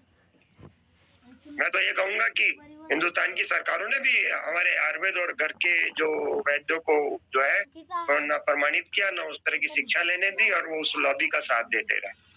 मैं किस सरकार की और किसकी बात करता हूँ वो छोड़िए, लेकिन फिर भी ऐसे में आपसे ये कहना चाहूंगा कि आपके पास अनुभव है, जैसे अब हमारे भाई ने बताया कि उनको कब्ज हुई या जिस तरह से हुई, बहुत सारी चीजें जैसे दर्द के रूप में आपने बताई, तो मैं कहूंगा कि आप भी, जैसे हमारे राजीव दीक्षित जी ने, मैंने बहुत सुना है उनको, छोटी छोटी बातों के बारे में, बहुत हल्की हल्की चीजों के बारे में, पानी पीने से लेकर उठने से बैठने तक, सोने से लेकर जागने तक, और खाने के समय से लेकर बीच में पानी पीने तक, बहुत बात ऐसी बात बताई। अगर इस तरह की भी बातें आप थोड़ा सा और शेयर करें, यदि आपके पास 2 मिनट हो, तो मुझे बड़ा अच्छा लगेगा। क्योंकि देखिए, देर से सोना, देर से जगना और देर से लैट्रिन जाना, ये तो आपने उसकी बात बताई, लेकिन ये छोटी छोटी टिप्स भी अगर आप दें तो मुझे बड़ा अच्छा लगेगा। सबसे अगर हम स्वास्थ्य की बात करें तो मैं शास्त्रों के हिसाब से नहीं, राजीव भाई के सरल सूत्रों को सुनने के बाद जब अपने जीवन में और जो बीमार थे उनके जीवन में जब वो बदलाव हुए तो उसके बहुत अच्छे रहे। सबसे पहले तो मैं क्या करता हूँ वो बता देता हूँ, वही चीज मैं दूसरों को भी बोलता हूँ। उदाहरण के तौर पे मानते हैं कि आज मेरे को मतलब मेरा लेट सोना होता है मेरे दर्द के कारण, ठीक है, मैं जो समाज का काम करता हूँ उसकी वजह से देर से सोता हूँ, वो मेरा एक अपना है। उसके लिए जो जिनके पास पॉसिबिलिटी है कि जल्दी सो जाए, तो जल्दी सो जाए। सोने को जितने बजे आप सोना है, अगर नींद नहीं आती है, यहाँ से साथ के साथ मैं थोड़ा सा इलाज भी बता देता हूँ कि जल्दी सोने की आदत डालते हैं, आप 10 बजे सोना चाहते हैं और नींद नहीं आ रही है तो क्या करें? सिंपल सी चीज है, प्रैक्टिकल किया हुआ कठिन कठिन ग्रंथ लेके बैठ जाएं। ऐसे लेके कोई भी, मतलब कहानी वाले नहीं, कहानी वाली किताबों में क्या होता है कि कहानी को और आगे पढ़ने का मन करता है तो आंखें ऐसे खोल खोल के पढ़ने का मन करता है। बोरियत वाली किताब पढ़ें, जिज्ञासा बढ़ती चली जाती है। हाँ, तो उससे क्या है कि आपको नींद आ जाएगी। एक तो नींद का ये सिंपल तरीका। दूसरा, नींद आने का अगर हम कहें तो अपने घर में दालचीनी है और तेज पत्ता है, इन दोनों को पानी में उबालें चाय की तरह। मात्रा कम ज्यादा अपने स्वाद को फिट कर ले कि कौन सा स्वाद आपको कहाँ बैठता है, फिट करता है, उतना लेके उसको पी के सोइए। नींद बहुत अच्छी आती है। पैर को बहुत, उससे भी नहीं हो रही तो पैर के नीचे तलवों में सरसों तेल की मसाज कर ले, उससे नींद बहुत अच्छी आती है। नाक में देसी गाय का घी डालें, उससे नींद अच्छी आती है। जिनके पास देसी गाय का घी उपलब्ध नहीं है तो शुद्ध सरसों का तेल नाक में डाल लें, उससे नींद अच्छी आती है। उससे भी नहीं है तो अगर आपके घर में कोई अच्छे हैं, बच्चे हैं, वाइफ हैं, माता पिता को आप कर दें। मैं तो पहले भी यही बोलता हूँ, बीवी की आप कर दो, आप बीवी आपकी कर देगी भाई, अदला बदली।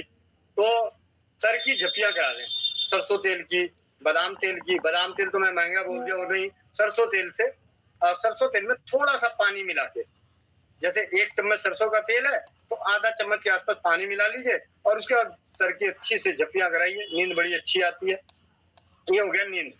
सुबह उठते हैं, बीच में आपको अगर बाथरूम वगैरह की समस्या होती है, आप उठ रहे हैं, जो भी है अलग बात है।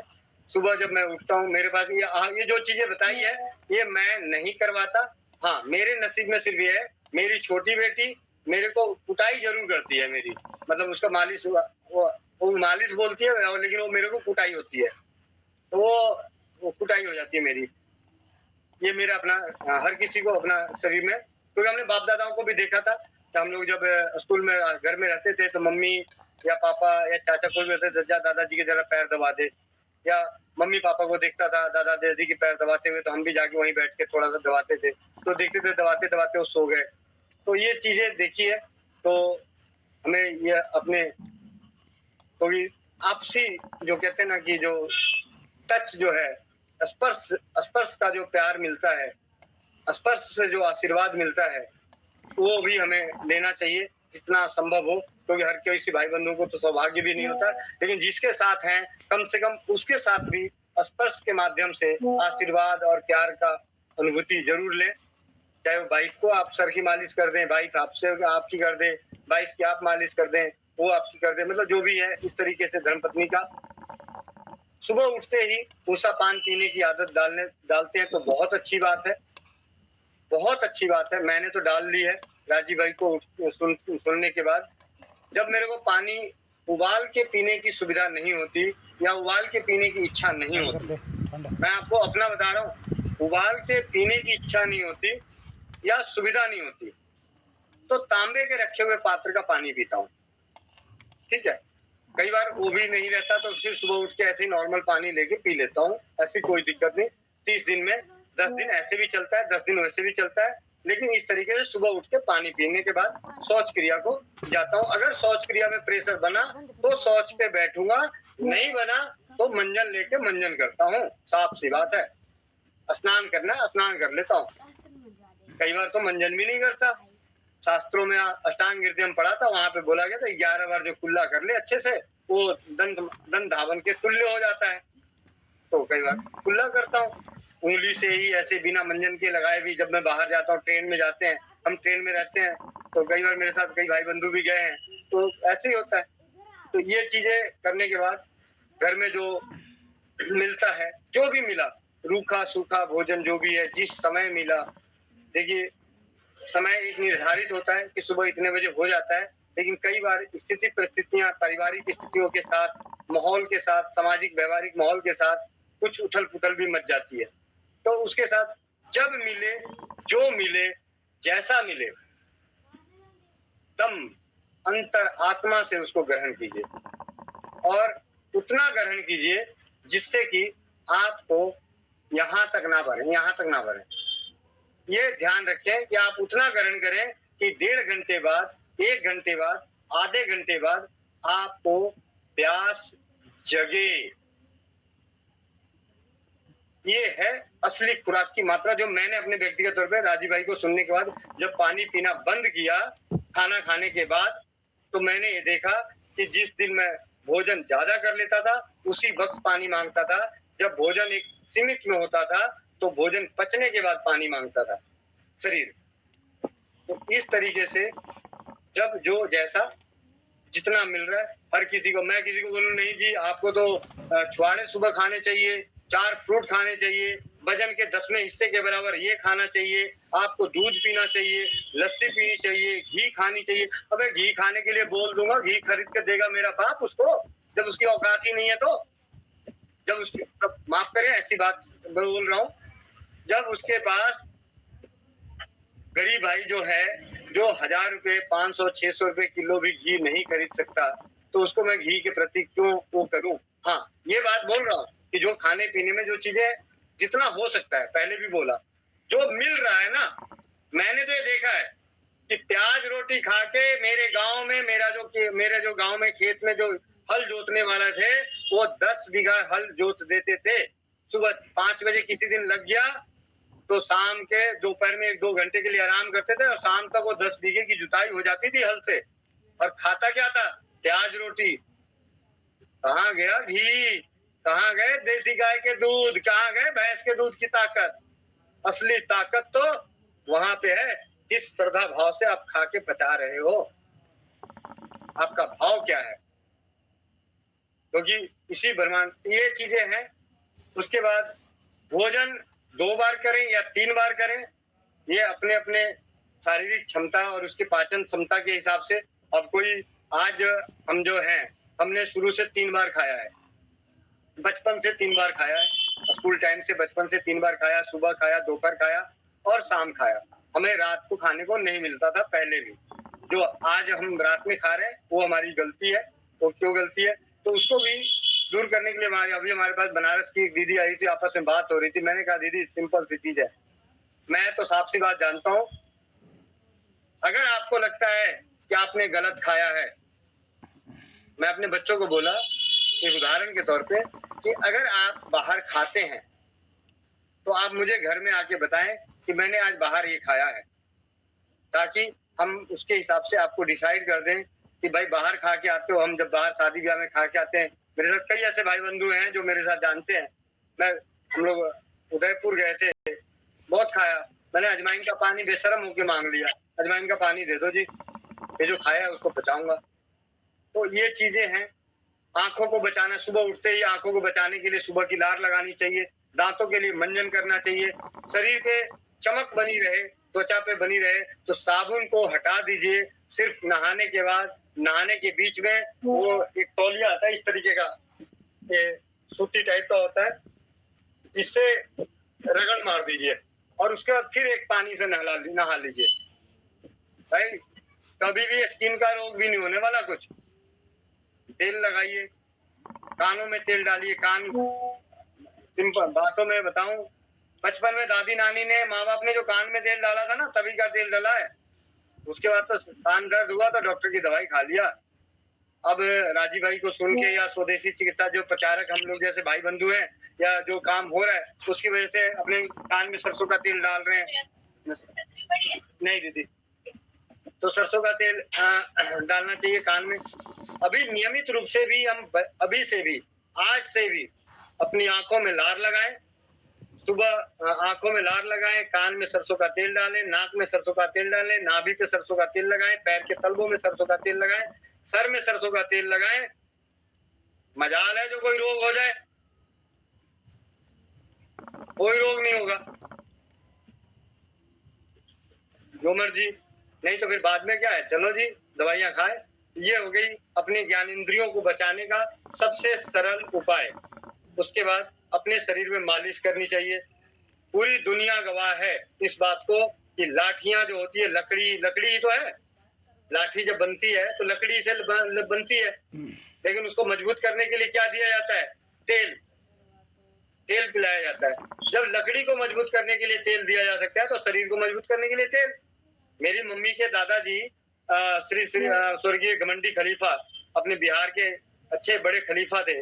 उन्होंने क्या था भाई, मालिश होती थी उनकी, मिट्टी से मालिश हो रही है, तेल से मालिश, पहलवान थे तो मिट्टी से भी मालिश कर रहे थे भाई। अब इसका मतलब ये नहीं कि वो भाई हम भी उसी से मालिश कर लें। अरे तेल से कर लो, जो तेल आपके यहाँ उपलब्ध है वही कर लो, ये भी कोई चक्कर नहीं। मैं तो यहाँ तक यहाँ डंके की चोट पे कहता हूँ, हमारे बाप दादा, मैं 2 गांव की बात करता हूँ, दो गांव, दादी गांव और नानी गांव, इन 2 गांव को तो मैं अच्छे तरीके से जानता हूँ। हमारे यहाँ तो सारी उम्र सरसों का तेल खाया लोगों ने, सरसों का तेल लगाया, ना देखा उन्होंने सर्दी, ना देखी गर्मी, ना देखी बरसात, ना देखा आद्रा, ना देखा नक्षत्र, ना देखा मुहूर्त, ना देखा पुष्प नक्षत्र, ना ये नक्षत्र, ना वो नक्षत्र, तो फिर वो कैसे 100 साल जी गए? तो ये चीजें हैं। मालिश बहुत जरूरी है, आपको अपने शरीर को रखना है, स्वस्थ रखना है, तेल की मालिश करें। और सुबह हो सकती है तो अच्छी बात है, शरीर में तकलीफ हो तो ज्यादा करें, नहीं तकलीफ है तो रात को कम से कम 1 टाइम कर ले, या नहाने के बाद पूरी बॉडी पे तेल लगा ले, थोड़ा सा ही लगाए भाई। नारियल का तेल तो अब पहुंचा होगा बिहार में, पिछले 50, 60, 70 साल पहले कोई गया होगा पैदल, पहले तो गाड़ी घोड़ा भी नहीं चलती थी, कभी कोई गया पैदल? मेरे दादाजी वो पैदल तीर्थ यात्रा करते थे, तो ऐसे पैदल कभी गए होंगे तो वहां से नारियल लिया होगा, नारियल का तेल भी लाया होगा कि नहीं लाया होगा, भगवान ही मालिक है। फिर वहां से आते आते वो नारियल सड़क भी गया, क्या हो गया, भगवान ही मालिक है। फिर भी हमारे बाप दादा तो बिहार वाले रह गए ना बिना नारियल के तेल के, पीढ़ी दर पीढ़ी। कम से कम मेरे बाप दादा की 4 पीढ़ियां तो रह गई होगी, जब बैलगाड़ी का जमाना था।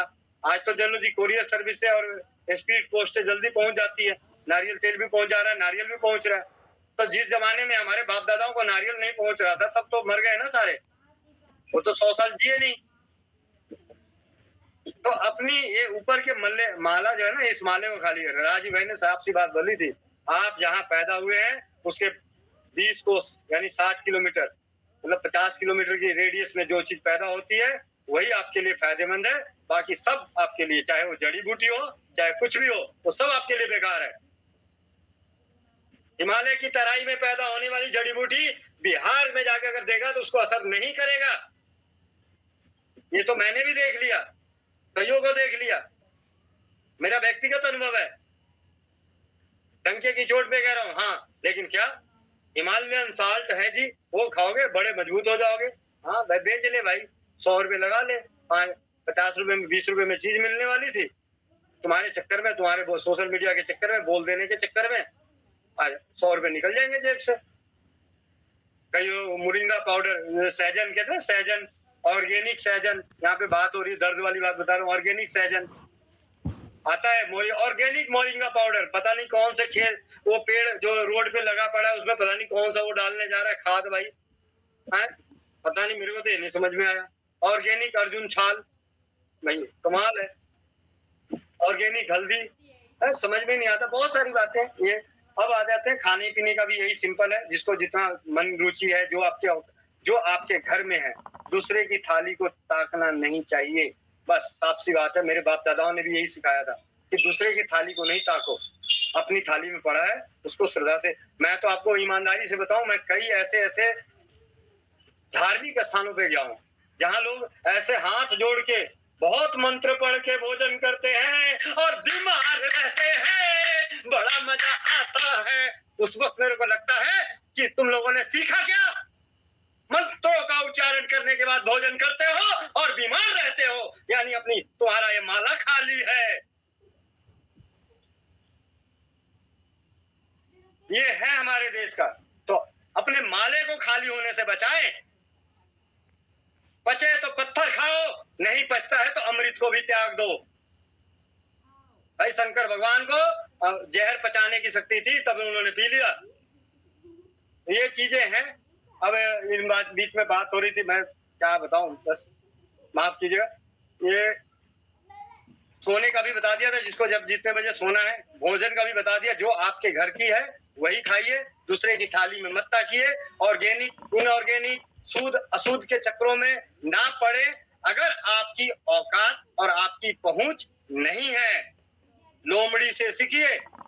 लोमड़ी को जब अंगूर नहीं मिले तो उसने बोला तू खट्टा है, और अपनी उसने अंतरात्मा को संतुष्ट कर लिया और अंगूर लोमड़ी बीमार होने से बच गया। लेकिन हम आज हर चीज में नुक्ताचीनी निकालते हैं, हर चीज में असली नकली निकालते हैं। उसका नुकसान ही होता है कि पता चला जी मेथी का काढ़ा पिया था दर्द के लिए और मन में आया ये मेथी दाना लगता है दुकानदार नकली वाला होगा, ये ऑर्गेनिक खाद यूरिया वाला मेथी दाना होगा, इसीलिए हाँ तो भैया बढ़िया मजा आ गया, मेथी दाना खाया और दर्द भी नहीं गायब हुआ। क्यों नहीं गायब हुआ? क्योंकि इस माले में कचरा जो घुसेड़ दिया। तो ये चीजें हैं, मस्त रहो स्वस्थ रहो। बहुत सारी बातें एकदम कुछ नहीं है। इस कितने साल है यार, कितने साल के जीवन है, कौन कहता है? कोई आके कह दे कोरे कागज पे जो लिख के दे दे ना मेरे को कि मैं इतने साल जिंदा रहूंगा, मैं उसके रोज उसी का जो मर्जी कहो मैं करने को तैयार हूँ। सिर्फ कोरे कागज पे लिख के दे दे कि मैं इतने साल जिंदा रहूंगा। जब जिंदा रहने की तो है ही नहीं, तो जिस पल का भरोसा ही नहीं, तो अच्छे पलों में गुजारे, मस्त रहे स्वस्थ रहे। भजन कीर्तन में ना घुसे, कर्मों में घुसे, कर्म करें कर्म। कर्मों से पाप करते हैं, भजन से पाप नहीं करते। भजन से पाप करते तो बहुत सारे साधुओं को मैंने कीड़े पड़ते भी देखे हैं इसी दुनिया में, इसी काशी की नगरी में। अभी है हमारे एक बड़े एक सोशल मीडिया पे भी जानकारी मिली है, उनकी किडनी फेल है, बहुत बड़े महंत है, बहुत बड़े धर्मात्मा है। क्यों फेल है भाई? पता नहीं चलना चाहिए था, उससे पहले ऊपर चला जाना चाहिए था, तब हम मानते कि उन्होंने अच्छे महात्मा, अच्छे महाराज रहे होंगे, अच्छे कर्म किए होंगे। उन्होंने क्या किया होगा? 70 चूहे खा के बिल्ली चली हज को वाला काम किया होगा। बिल्ली बन ले पूरी जिंदगी, कम से कम 15 साल में मुक्ति तो मिल जाएगी। चोर ही बन ले, बनना ही है चोर ही बन लो पूरा। वाल्मीकि वाले काम मत कर कि पहले चोर था बाद में वाल्मीकि बना, ना इधर का रखा लोगों को ना उधर का रखा, दुनिया भर में ढोंग फैला के चला गया। ये कुछ चीजें हैं, मस्त रहें स्वस्थ रहें, बहुत बढ़िया है। अगर आप किसी का बुरा भला नहीं करेंगे, आपके माध्यम से किसी की तन मन धन की हानि नहीं होगी, आपको जीवन में कष्ट नहीं होगा। आपका जब कष्ट आएगा उस वक्त कोई ना कोई आपको, जैसे राजीव भाई इस दुनिया में नहीं है, उन्होंने बहुत अच्छे कर्म किए थे जो उनको कष्ट होने से पहले ही परमात्मा अपने पास बुला लिया। दयानंद सरस्वती, विवेकानंद, ये सब जो हैं इन लोगों को कष्ट होने से पहले बुला लिया, क्योंकि उनके कर्म बड़े अच्छे थे, उनको इस नरक में भोगने के लिए नहीं रखा गया। बंद करें। ये है सिंपल सी। भोजन के बारे में इतना ही कहूंगा, जिसको जो मिलता है, क्योंकि मैंने तो देख लिया भाई, ये राशन बंटते हैं दिल्ली में, बहुत राशन बंटे हैं, सारे खा के मस्त है, कोई बीमार नहीं है भाई। कहाँ बीमार है? वही बीमार है जो उसमें उंगली करता रहता है, लेके आता है अपने लिए फल, सेब लाता है, सेब श्रीनगर में सेब फलता है, वहां पे केमिकल डाल के पका रहे हैं, उपजा देते हैं सेब, और ट्रांसपोर्टेशन में रखा जाता है। फिर उसको जल्दी चाहिए तो भाई जल्दी इस पे केमिकल मारो, आज डिमांड बढ़ गई जी, कल तो नवरात्रे चालू है, केला ज्यादा बिकेगा, फटाफट मिनट वाला डालो स्प्रे, मिनट वाला, और दे दो। और हम बड़े खुशी लेके आते हैं, खाते हैं, और नवरात्रों में पूजा पाठ करते हैं, केमिकल खाते हैं। पता चला कई केमिकल तो मांस की हड्डियों से बनते हैं, कई केमिकल तो पेट्रोलियम प्रोडक्ट से बनते हैं। अपने आप को शुद्ध रखते हैं और फल खाते हैं, पूजा करते हैं और फल खाते हैं। ये चीजें हैं। अब मजे की बात, मेरे को देखिए एक चीज समझ में नहीं आती, वाकई दुकान में है तो कोई छूत नहीं, घर में आ गया तो छूत।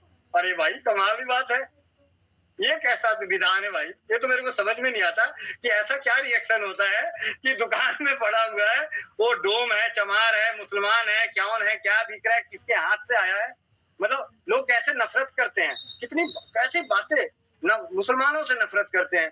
भाई मैं तो सोचता हूँ ऐसी कोई चीज अगर उसको गौर किया जाए तो किसी न किसी माध्यम से किसी मुसलमान के हाथ से आया होगा। कई लोग हैं जो मुसलमानों से बहुत नफरत करते हैं। भाई मैं कहता हूँ ट्रेन में चढ़ने से पहले पूछा क्या कि ड्राइवर मुसलमान है कि नहीं है, हिंदू है मुसलमान है? फ्लाइट में चढ़ने से पहले पूछा?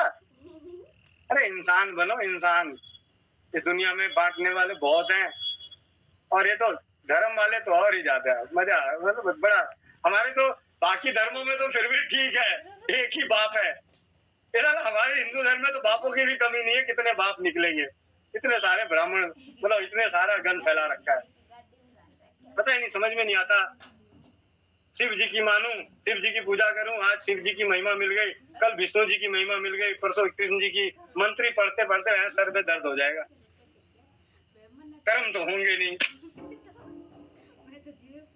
क्या है, इंसान बनने, इंसान बहुत अच्छा है। बहुत बढ़िया भैया। आपको भी थकान हो रही है, प्यास भी लग रही है, और आपका जो है एनर्जी लेवल भी जवाब देगा, तो बहुत धन्यवाद। ये देखिए, मैं आपको यहाँ पे एक चीज और बता दूं, जब हमारी प्रबल इच्छा होती है किसी भी चीज की, तो अपने आप एनर्जी परमात्मा देता है। जैसे कहते हैं ना, परमात्मा, परमात्मा मतलब राम और कृष्ण नहीं, ये मैं नहीं मानता, राम और कृष्ण नहीं। जो राम कृष्ण को नहीं मान रहे वो क्या 100 साल नहीं जी रहे? यहाँ पे मेरी तो बधारना ही अलग हो जाती है। तो मैं एक इंसानियत के नाते कह रहा हूँ कि जब हमारी भावनाएं अच्छी होती है, जब हमारी सोच अच्छी होती है, तो हर चीज बहुत अच्छी होती है। ये थोड़ा बहुत ये जो बीच में हो रहा है, मैं इसलिए कह रहा हूँ कि मैं भी, मेरे कॉल इतने दूसरे बज रहे हैं ना, उधर फोन बार बार मैं उधर देख रहा हूँ कि उधर जवाब देना है, काफी सारे कॉल हैं, एक भाई होने का फर्ज अदा करना है। तो आज आप मेरे दर्दों से वाकिफ हुए हैं, मेरे पास ज्ञानवान कुछ नहीं है, कभी भी आप ज्ञानी समझ के मुझे मत फोन कर लीजिएगा कि ये कुछ ज्ञानी है। जी भैया, बहुत बढ़िया। भैया, एक मेरे को बात याद आ गई, एक किस्सा मैंने सुना था कि आपको कोई बात नहीं पचती और वो हमारे लिए बहुत कारगर साबित होती है। उसमें मैं आपको छोटा सा एक मैं बताना चाहूंगा। एक बहुत बड़े वैद्य ने आपको एक बहुत अच्छा नुस्खा दिया था, और नुस्खा बहुत ही आसान था कि किसी भी गांव में किसी को बरसात के बाद फुंसी हो जाती है, फोड़े फुंसी हो जाती है, गुमड़ी हो जाती है, ये एलर्जी हो जाती है, तो बकरी की मिंगन 1 किलो सरसों के तेल में 200-250 ग्राम उसको पका के, जब वो अच्छी तरह पक जाए, छान के रख लो, और वो आप किसी को भी मतलब ऐसी दिक्कत है उसको लगाने के दो, तो वो ठीक हो जाते थे। और ऐसे ही हमारे जो छोटे मोटे वैद्य होते थे या बड़े बुजुर्ग होते थे, ये बना के रखते थे गांव में, और सबको वो निःशुल्क या बहुत ही कम पैसों में वो देते थे, और पूरा गांव का गांव वो ठीक हो जाता था। और ये आपको एक वैद्य जी ने बताया था, और उन्होंने स्पष्ट बोला था कि गोविंद जी, आप ये किसी को मत बताना, अपने जीवन में ये थोड़ा सा रखना और आपको कुछ काम आएगी। पर आपको कोई भी चीज, मैंने देखा है 4-5 साल से मैं भी जुड़ा हुआ हूँ आपके ग्रुप से, आपसे, कि आपको कोई बात पचती नहीं है, और जो भी होता है वो आप ग्रुप में शेयर कर देते हो।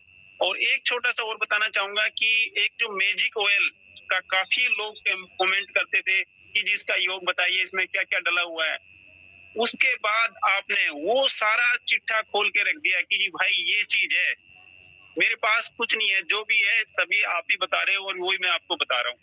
तो मैं उसके लिए नमस्तक हूँ हृदय से आपका बहुत बड़ा, मतलब मैं बहुत बड़ा एक क्या कहता हूँ, बहुत बड़ा हूँ, तो उसके लिए हृदय से बहुत बहुत धन्यवाद। चलिए, बहुत बहुत धन्यवाद हमारे भाई गोविंद जी को, उन्होंने अपना अमूल्य समय दिया, और प्रश्न आवर को भी उसमें जो है आपने अपनी क्षमता के अनुसार अपनी ऊर्जा को दिया और सबको प्रेरित किया। थोड़ा सा फ्रस्ट्रेशन, थोड़ा सा दर्द, थोड़ा सा तकलीफ, थोड़ा सा गुस्सा आपका समझ में आता है, समाज ही ने दिया है और समाज ही को वापस भी कर रहे हैं, कोई बात नहीं। कुछ चीजें अच्छी हैं, कभी कभी वो क्रोध में उसके प्रति भी जो है बुरा निकल जाता है, ये आम बात है, सबके लिए होता है। चल गर्म पानी ऐसा कोई इस जीवन में कोई आदमी नहीं है कि जो पूरा भगवान ही हो। और जहां तक वो आपने भगवान की बात कही कि वो राम हो, चाहे कृष्ण हो, चाहे शिव जी हो, चाहे जो भी हो, मैं तो इस मामले में इस बात को दूसरे तरीके से देखना चाहता हूँ। जितने भी हम सब लोग सुन रहे हैं, उन सब के अंदर उनके हृदय के अंदर, उनके अंदर जो उसको चलाने वाला है, यदि वो शरीर नहीं है, वो मन नहीं है, वो कोई मशीन नहीं है, उसके अंदर एक दृष्टा है, उसके अंदर एक उसको चलाने वाला है, जिसको हम आत्मा बोलते हैं, वही ईश्वर है। सबसे पहले उसकी पूजा होनी चाहिए। उसके लिए मंत्र पढ़िए चाहे न पढ़िए, आपकी नीयत सही होनी चाहिए, वही आपके साथ भी है। मैं देख रहा हूँ कि आपका दर्द आम आदमियों के लिए जितना है, वही आपका साथ देता है, वही आपको शक्ति देता है, वही आपको ऊर्जा देता है, और वो सब में आप महसूस करते हैं। हर आदमी में आप महसूस करते हैं कि उसका दर्द मैं दूर कर दूं। यही आपकी भावना है। इस भावना को ही प्रेरणा मिल रही है। बहुत बहुत धन्यवाद गोविंद जी, साधुवाद आपके आने के लिए, और बहुत बहुत मैं क्या किस शब्दों में आपका धन्यवाद करूं कि आप पधारे। बस मैं और हमारे आखिरी में एक ही चीज कहना चाहूंगा कि आप सभी से एक ही विनती है कि आप अपनी प्रार्थनाओं में ये प्रार्थना करें कि हमारी सद्बुद्धि बनी रहे, क्योंकि इस कलयुग दुनिया में हमारे दादाजी एक बात कहते थे कि अगर कुछ मांगना ही है तो सिर्फ एक ही चीज मांगना, कि मतलब वो रामायण के वो बहुत बड़े होते हैं, मतलब वैष्णव धर्म से थे, बहुत बड़े महंत श्री श्री 1008 श्री बाबा दीपनारायण दास महाराज जी, तो कोई चौपाई सुनाया करते थे, जहाँ संपत्ति नाना ऐसे ऐसे करके। तो उसका मेरा जो संबंध है कि वो मोटी भाषा में समझ में आई कि मांगनी है तो सद्बुद्धि मांगो, सद्बुद्धि मिलेगी, सद्बुद्धि रहेगी तो जीवन सब सही से, हर चीज, हर रास्ते, हर संकट। तो आप सभी से विनती है कि आप अपनी प्रार्थनाओं में दुआएं करें कि हमारी सद्बुद्धि बनी रहे और हम इस कार्य को निरंतर जीवन प्रयासरत रहें, क्योंकि सफलता किसी एक रुकने का नाम नहीं है। जो मंजिल है वो मंजिल को एक लिमिट नहीं होती। प्रयासरत रहेंगे, हर पल प्रयासरत। और जो सफलताएं हमारे पास, जो हमारे चिकित्सा क्षेत्र से, रसोई घर के क्षेत्र से, होम्योपैथी के क्षेत्र से, आयुर्वेद के क्षेत्र से मिलेगी, तो आपके पास मिलती है, आप हम जैसे भाइयों तक पहुंचाएं। हमारे पास कुछ आता है ज्ञान, कुछ अनुभव आता है, तो उसे आप लोगों तक हम पहुंचाने का प्रयास कर रहे हैं कि कम अपने जीवन में कोई सिंपल सी चीज है। अभी बहुत ही साधारण सी बात है, मतलब यहाँ पे एक बात बताना चाहता हूँ। एक आयुर्वेद शास्त्र कह लीजिए, मैं तो शास्त्र कहूंगा क्योंकि मेरी भाषा में, मेरे हिसाब से मेरे को समझ में आई वो बात, इसलिए वो है जिन्होंने लिखा है हरिप्रसाद जी, उनके लिए मैं कोटि कोटि नमन है कि उन्होंने बहुत ही सरल भाषा में वो बात लिखी, वो ग्रंथ लिखे, 7 अध्याय लिखे, 7 किताबें लिखी चिकित्सा की। मैं पढ़ के बताना चाहता हूँ क्योंकि मैं नहीं चाहता कि ये ज्ञान ये रह जाए आप लोगों से अनुभव, क्योंकि जब भी कभी बात होती है तो एक मिनट, जब यहाँ तक बात हो ही रही तो थोड़ी सी और सही, क्योंकि यहाँ से आपको कोई ठगी नहीं कर सकता। देखिए अगर मालूम होता है तो मैं आपको छोटी सी बात बता रहा हूँ। यहाँ पे लिखा हुआ है, सरपंखे की जड़ 4 से 6 मासे, सरपंखे की जड़ 4 से 6 मासे तक खूब महीन पीसकर और गाय की छाछ में मिलाकर 31 दिन तक पीने से बड़ी, पुरानी से पुरानी और वैद्यों से त्यागी हुई, वैद्यों के द्वारा त्यागी हुई पिलिया भी नष्ट, पिलिया तो जो स्प्लीन का जो रोग होता है वो नष्ट हो जाती है। आत्रेय जी कहते हैं, जिस तरह पानी पर पत्थर तैरना असंभव है, उसी तरह इस दवा से तिल्ली का आराम ना होना असंभव है। ये बात उन्होंने लिखा और इसको उन्होंने अपने जीवन में परीक्षित किया। मतलब जब उन्होंने पढ़ा, जिस तरीके से आज हमने कुछ सीखा, जाना, उसको अपने जीवन में अपने आसपास के लोगों को बता के जब वो काम किया तो हमारे लिए परीक्षित हुआ, वो आप जीवन में कभी नहीं भूल सकते। तो ये परीक्षित है। अब यहाँ पे एक चीज और आता है, आज हमारे लिवर पेशेंट, लिवर से रिलेटेड बहुत सारे भाई बंधु होते हैं, बहुत सारे। इन शास्त्रों के अनुसार, मैं अपने दायरे से नहीं कर रहा, मैं कोई वैज्ञानिक और कोई वो नहीं हूँ, इन शास्त्रों को अगर हम वो मानते हैं तो ये कहते हैं कि जो इलाज स्प्लीन के लिए चलता है वही इलाज लीवर के लिए चलता है, आयुर्वेद के लिए। तो अब यही नुस्खा आगे लीवर वाले में नहीं लिखा हुआ है, क्योंकि ऑलरेडी ये दोनों में कंबाइन होता है। तो अब ये समझिए कि अगर आपके घर परिवार में किसी को लीवर की समस्या है, क्या मिलता है? सरपुंखा। मैंने जब इसको देखा सरपुंखा की, तो जरूरी नहीं कि वो बंगाल की खाड़ी वाला सरपुंखा ही काम आएगा, हिमालय की तराई वाला काम आएगा। आपके आसपास में 50 किलोमीटर की रेडियस में हर राजीव भाई का वो जो सूत्र है उसके हिसाब से जो बहुत जरूरी चीज थी। आप एक देखिए, अरंड का पेड़ है, बहुत गांठों के लिए रामबाण है, कब्ज के लिए, बच्चों से लेकर बुजुर्गों के लिए रामबाण है। आंख के पत्ते, आंख का पेड़ है, बहुत सारी बीमारियों के लिए रामबाण उसके साबित होते हैं। तो आप देखते हैं वो हर जगह उपलब्ध है, हर जगह। कहीं भी चले जाएं, अगर आप राजस्थान में भी जाएंगे तो वहां भी 50 किलोमीटर की रेडियस में 1-2 आंख के पेड़ मिल जाएंगे, अरंड का पेड़ मिल जाएगा, उसकी अपनी प्रजाति होगी, वो उसी के लिए बढ़िया है। ये कुछ बातें हैं, ऐसी छोटी छोटी चीजें। तो आप सभी से विनती है कि आप लोग भी स्वाध्याय करें, जैसे कि हमारा नारा है, वैद्य सत्यवान जी का नारा है, स्वस्थ रहना है, समृद्ध रहना है, तो आयुर्वेद पढ़ना ही होगा। और आयुर्वेद पढ़ना नहीं, आयुर्वेद को पढ़ के आयुर्वेद को अमल करना होगा। और आयुर्वेद को इस कदर अमल करने की कोशिश ना करें कि पता चला जी 6 महीने बाद सब बैक टू पवेलियन, बंद कर दे।